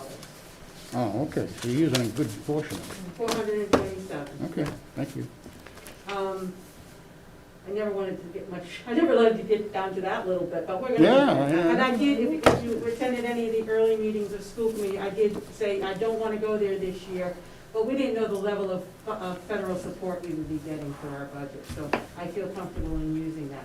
But what will happen if we can go along, if our plan goes, if we come back to school and don't get hit again with something out of left field, we're hoping to use federal money for ESSER 3 that will get us through fiscal 23 and fiscal 24, with being able to sustain these programs that we're talking about now, hoping that we won't have these specific programs 3 years out, because we'll build that capacity with our own staff and kind of drop some of the supports, and also not need that level of support with kids for 3 years out.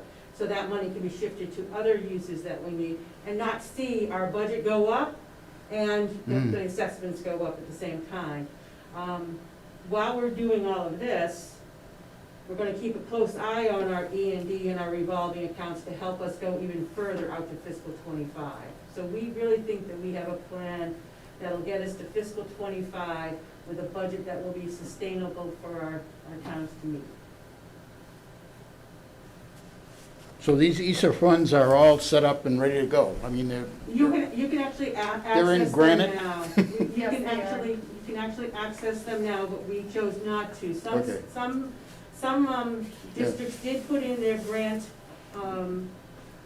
funding, I guess, report to request to use ESSER 2 and 3 already.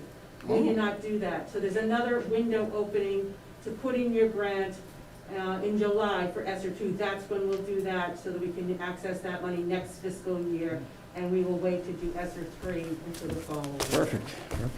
Great. Again, as long as nothing comes out of left field. Well, of course. So I did get the assessment letters out today. They were by email, they're also in the mail. We also, we've heard from a couple of our school committee members that their town finance committee members aren't aware of the federal money that's available to cities and towns too. So I hope that you have been receiving these emails from Mass Municipal.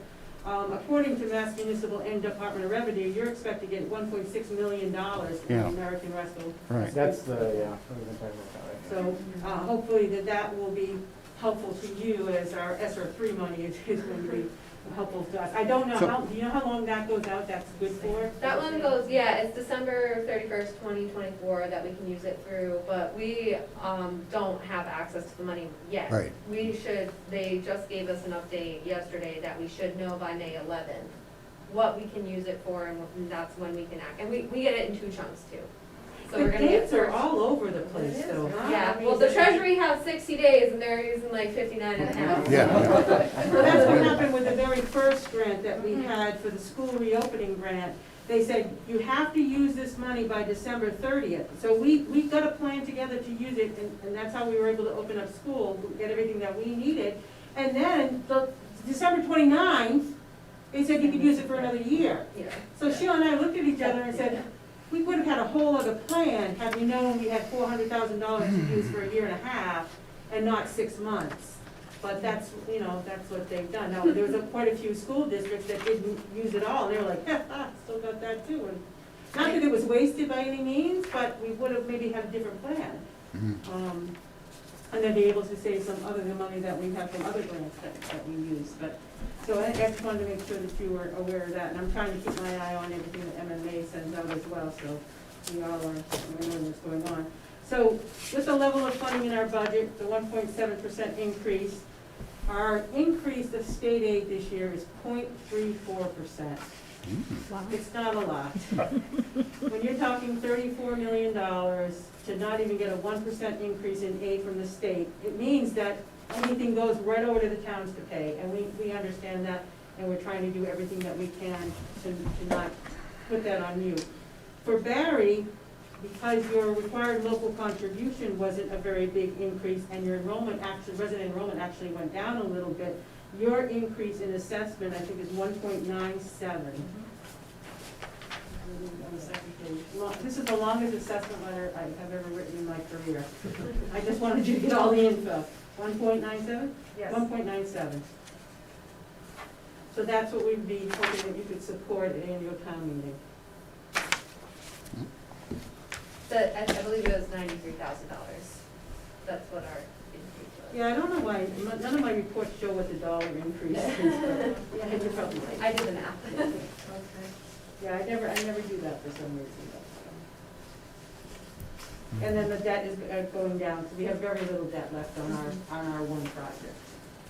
We're also able to, just this is an aside, but I think for Barre in particular, we were able to, our food and nutrition services director was able to access a grant for that capital item that we had hoped you would be able to fund. I think it was a combi oven, right? And so we've been able to access a grant for that, which will now take that out of the Barre's level concern for a while. So. Right.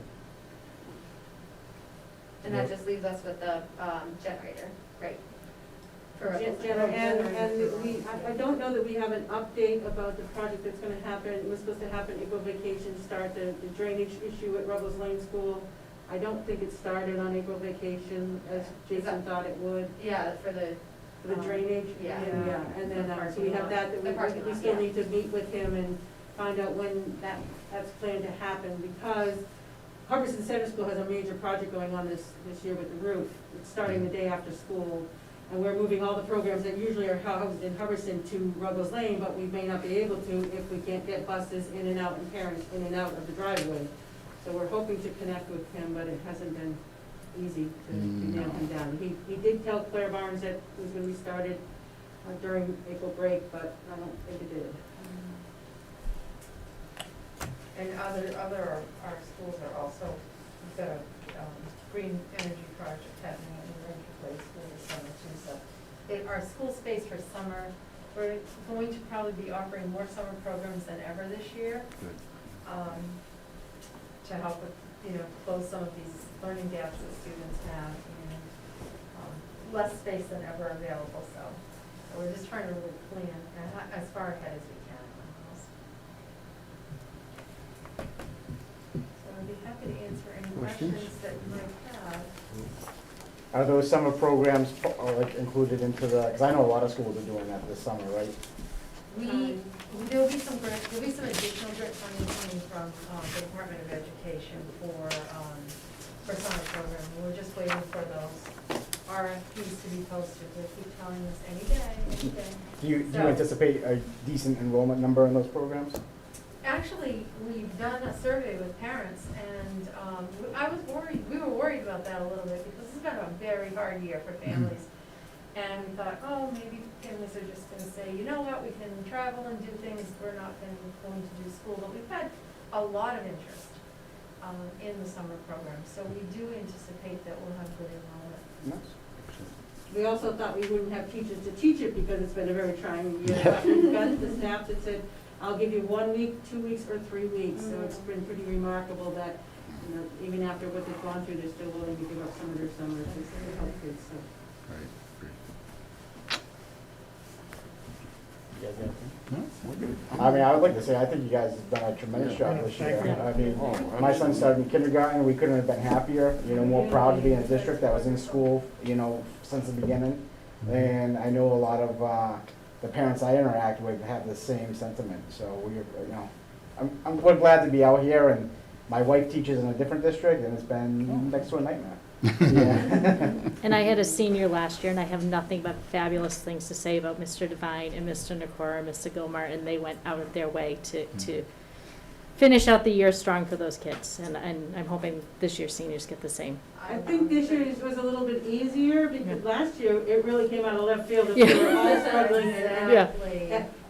my staff, we're accounting, so we have a different timetable than the educational staff, so we're focused on summertime. Yeah.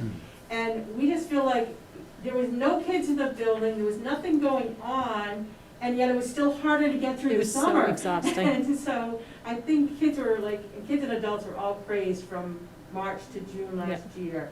Now it's second nature, and so it feels a lot better now. I think they're gonna have a better experience. Yeah. Unfortunately, your senior missed a lot.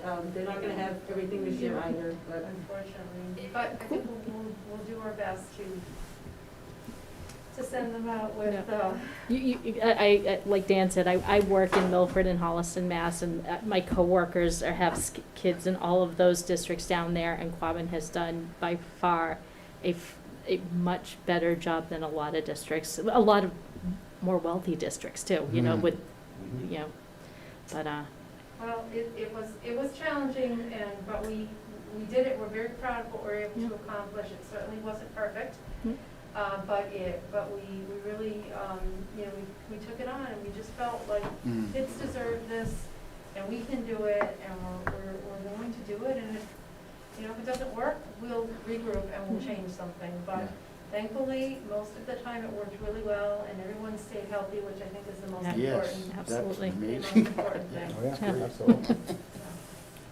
One of my grandsons is in 6th grade. His brothers had to wait to get to the big school.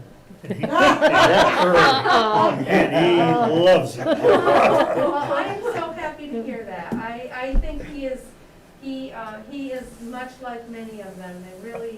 They did seem, children are so resilient. They really are most of the time. As long as you support them, they're gonna succeed no matter where. It's not about, honestly, I keep saying it's not about the building, it's about the teachers.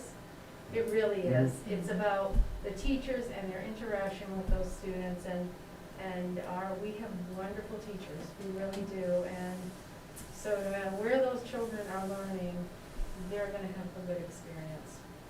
Ted, I think my granddaughter must be in the same grade. She's a 6th grader. She went to the middle school, and she's quiet and reserved. I'm Dave Deschamps. I'm one of the school committee members, and I have lunch with her every Friday, and she talks about feeling nurtured, supported. She's got everything. She's got to show me everything that's new on her computer after lunch, and it's not games. It's how she does robotics and designs, and You know, it's just, I think it was a good move. Yeah.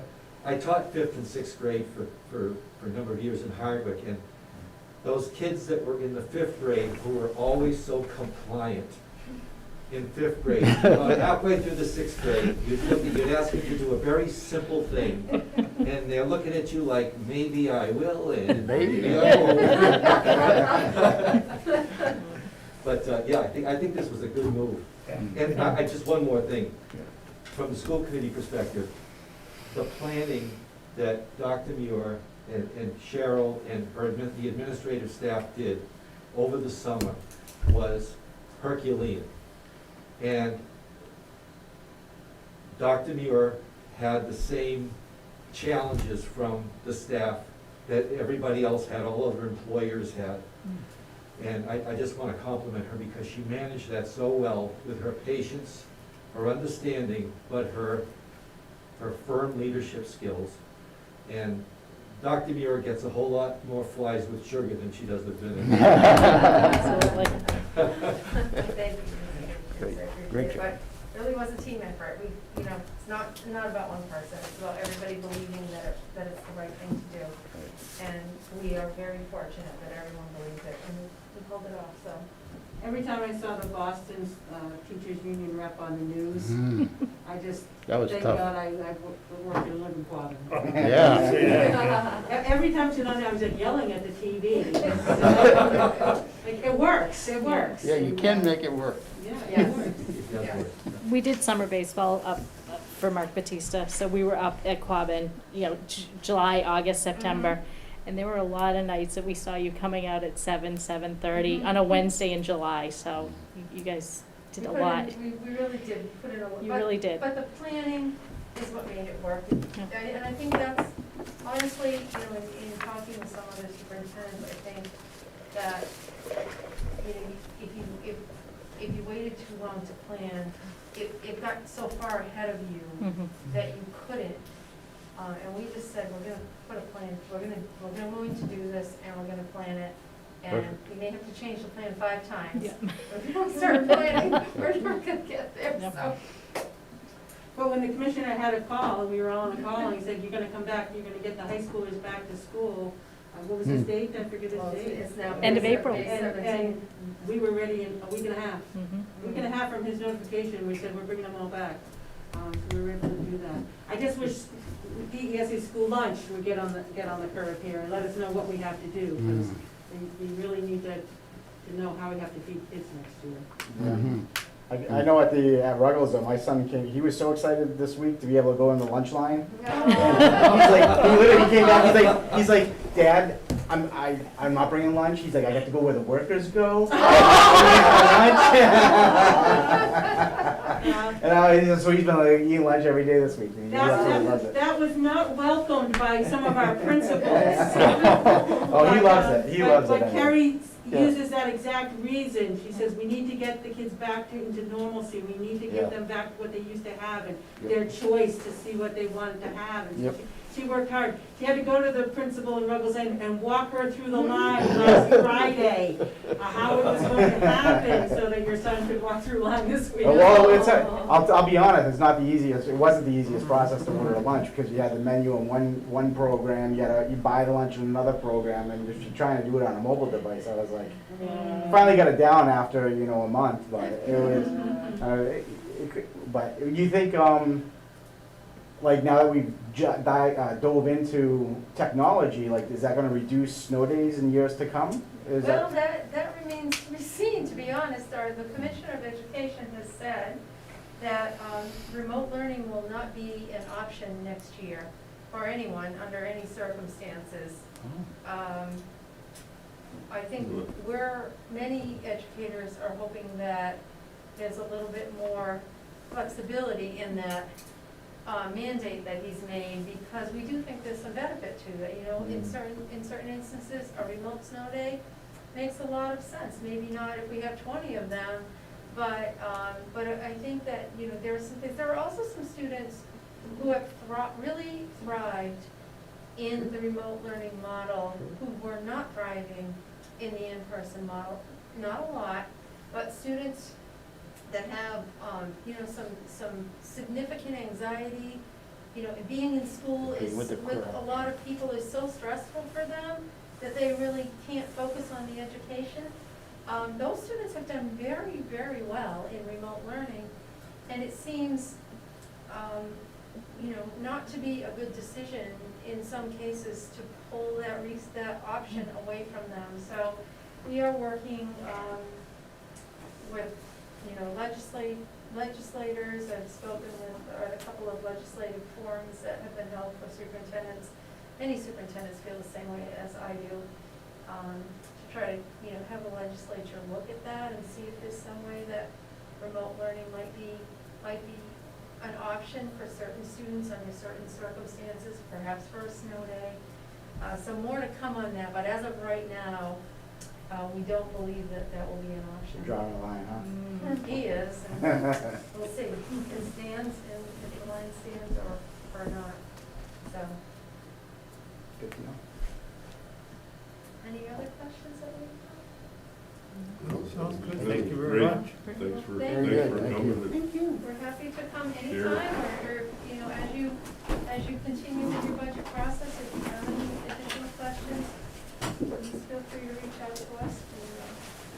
Okay, good, good.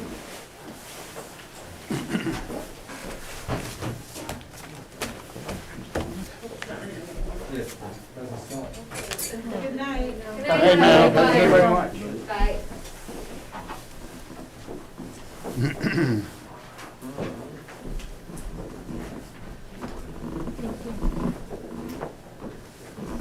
Put my back to the camera. No, you're kinda out of the camera still. Okay. Come back. I'll come back over here. Yeah, we do not have a perfect little Yeah. system going on, so. There's no way they could have patched this, video system in, the Zoom? Well, the way that they're doing the video system, Mm. we had talked about it, and there's Yeah. like no way to kind of integrate There the, isn't, oh, unfortunately. but we are making do. We are complying with open meeting law, and that is what that's my standard, so. Good. Okay, where are you going? Is Claire still on mute? Claire's on mute. She's, Claire, oh, you, Claire, we can't hear you. Can't hear you. You're on mute. I think she went to mute when we had that. Yeah, she background started noise. talking to somebody, and I'm like. Yeah. There we go. Ted, We can't do hear you you. wanna bring up what you wanted to talk about tonight? I didn't hear you, what? Do you wanna, bring up what you wanted to talk about tonight? What was On that? the debt schedules and that? But that's good. The ban stuff is Yeah. not something that's set out like that stuff I showed you, okay? And is that something that Alex deals with? As Because far as paying for it? I gotta talk to somebody about the magic of what goes on for the costs on that. Yeah, no, I think that's a. Is that something that he does? Well, it would probably be best for you to have a conversation with me, and then Alex is also a part of Okay. that decision-making. Probably next week when we're open, I would like to Yeah. get to that, because right now, when we were looking at all of our costs or whatever, all the debt stuff is right in there, that what I got for Jean. Yep. And the last thing would be the bands. So all the expense, or all the money we have to have in the budget for that, Yeah, we now have discovered and know what it is. So that's the one thing I wanted to check, but I can, yeah. probably see you next week on I that, can Jeff. actually pull up those numbers right now. Do we expect any of those expenses to fall off of this year before next, or are they still gonna carry over? They're all set for the a while. whole length. That Yeah. paper had, I think that, yeah, we're not gonna fall off on any of the debt for a little while, for a couple of years at least. We just the lost band one. thing is a little different, you know? Yeah. The debt stuff, how much you're gonna pay for principal and whatever, that's fixed.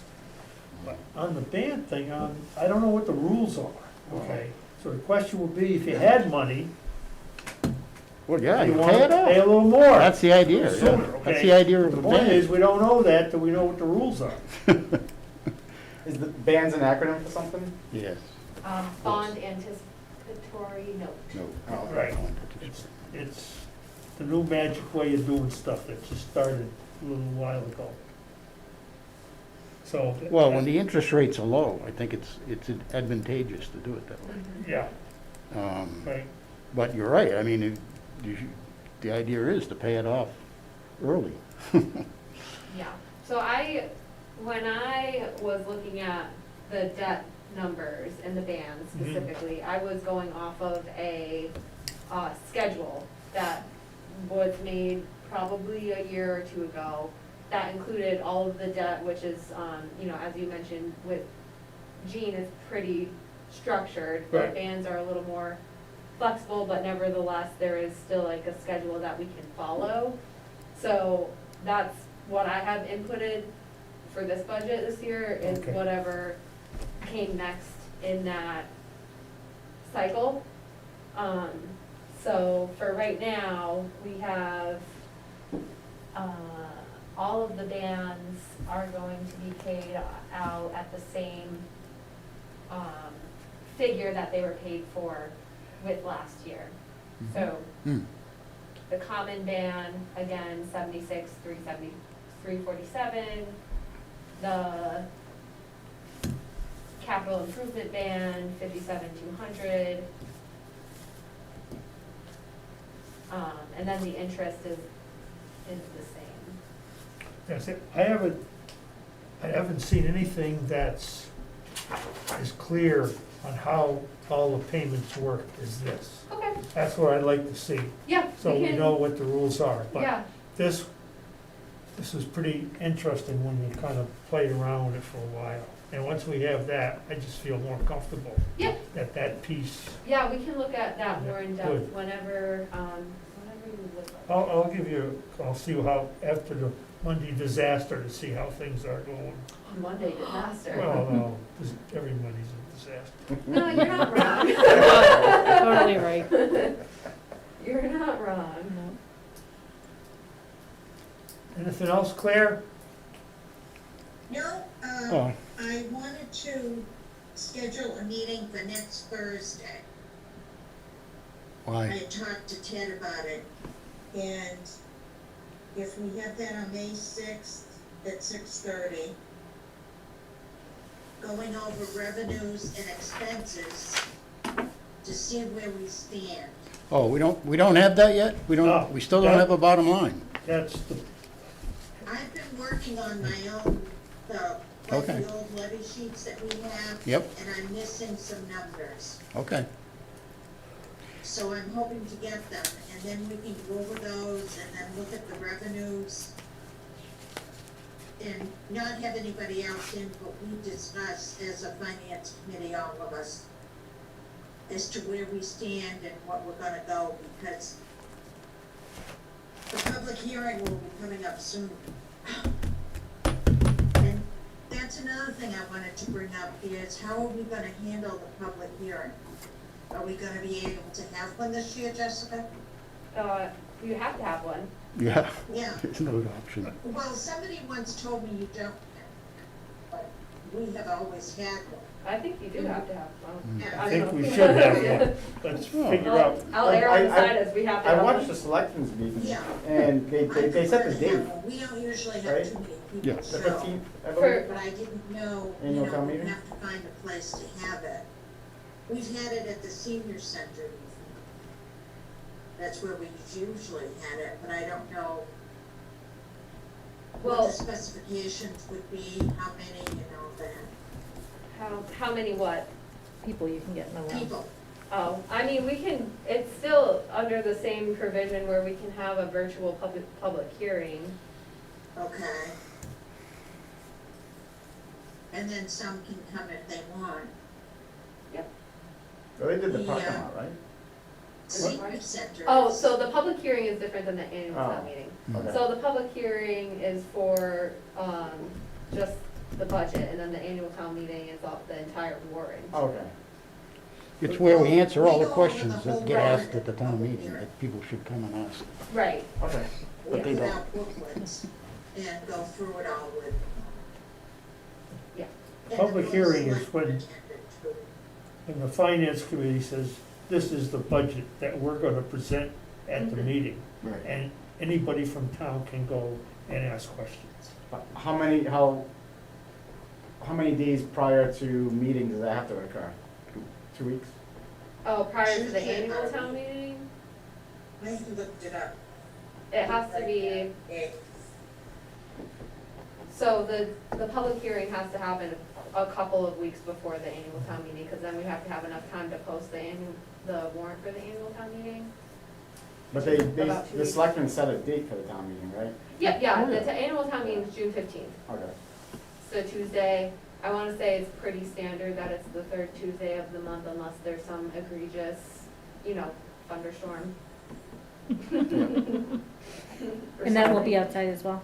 Or coronavirus. I don't, I think that's still up for discussion, and I need to reach out to the moderator and the schools about that, because it's not, at this point, the state says that you can do it inside. And, we have, like, the Quabbin High School cafeteria has, plenty of space for us to spread out. Mhm. Our quorum is 50. We don't anticipate there to be any, screaming, loud warrant items, that would draw a massive crowd, so I think, there's a good possibility that it'll be indoors. Okay. Jessica, what did we put in for the, sorry, Meeting Claire. next Thursday, May 6th, and we can go over the revenues and expenses and talk about the, public hearing. Because then the next meeting would be May 13th, which is the final budget. Mm-hmm. When are they opening the, warrant? It's already open, Open, yeah. Okay, it's open, when is it closing? May 20th at 5 PM. Okay. Plenty of time.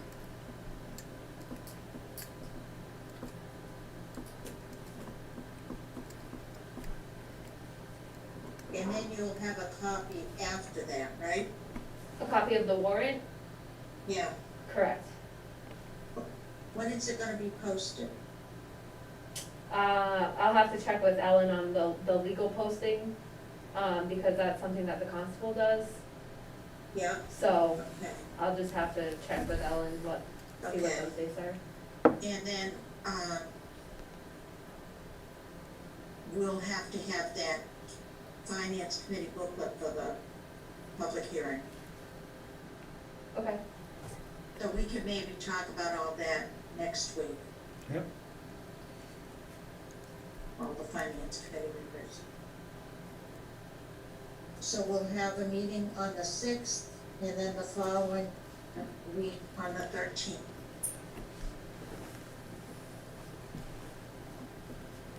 And I think we should be able to wrap it up hopefully.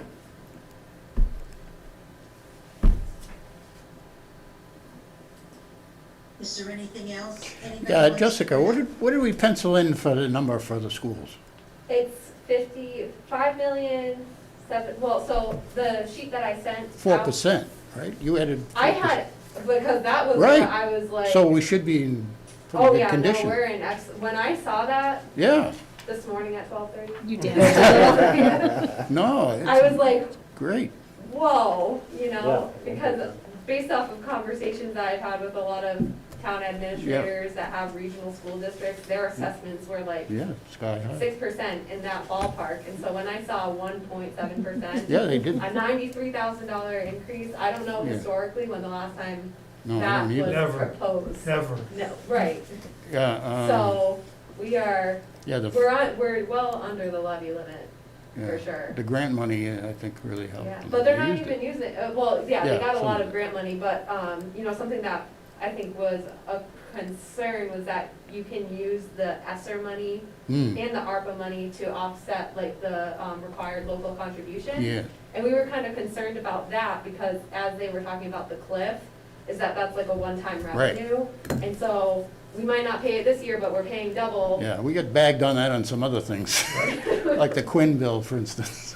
There you go. So, so that was one thing that we were kind of hoping that they weren't gonna do, but, Yeah. you know, luckily they didn't do that and that, you know, they seem to have Yeah. a good plan to phase in the money and then phase it out over a number of years. So, Excellent. that was the biggest, I was very happy with. Yeah, yeah, me too. At the school committee meeting, they were talking about, Barry's enrollment went down. And that Quabbin was gonna be having a hard time because their enrollment went up. Yeah, I think that's part of the reason they came down. Is there a? Put a lot of That's that another reason. R&D money in 5%? to offset so Hardwick was being killed. Yeah, yeah, I think that's definitely, Mm. a reason. But that's kind of like the money tech too, that we talked about, the last school committee, meeting that we had was, or Yeah. last school budget that we discussed was that the enrollment went down, so our assessment dropped considerably. Mm, Didn't mm. raise at all, so Mm. that's another thing that really helped us here was that, you know, between the school only asking for an additional $93,000 and then the Monty Tech reducing our assessment by Yeah. something like $80,000 or maybe it was 40 or, but it was a big number, you Yeah. know? That definitely works in our favor for this year. That's good, I'm good. So if everybody's set, someone can make the motion to adjourn. I'll make a motion, we adjourn. Second, Okay, Aye. Aye. all in favor? aye, Aye. Aye. good night, Claire. Have a good night. Thank you, Claire.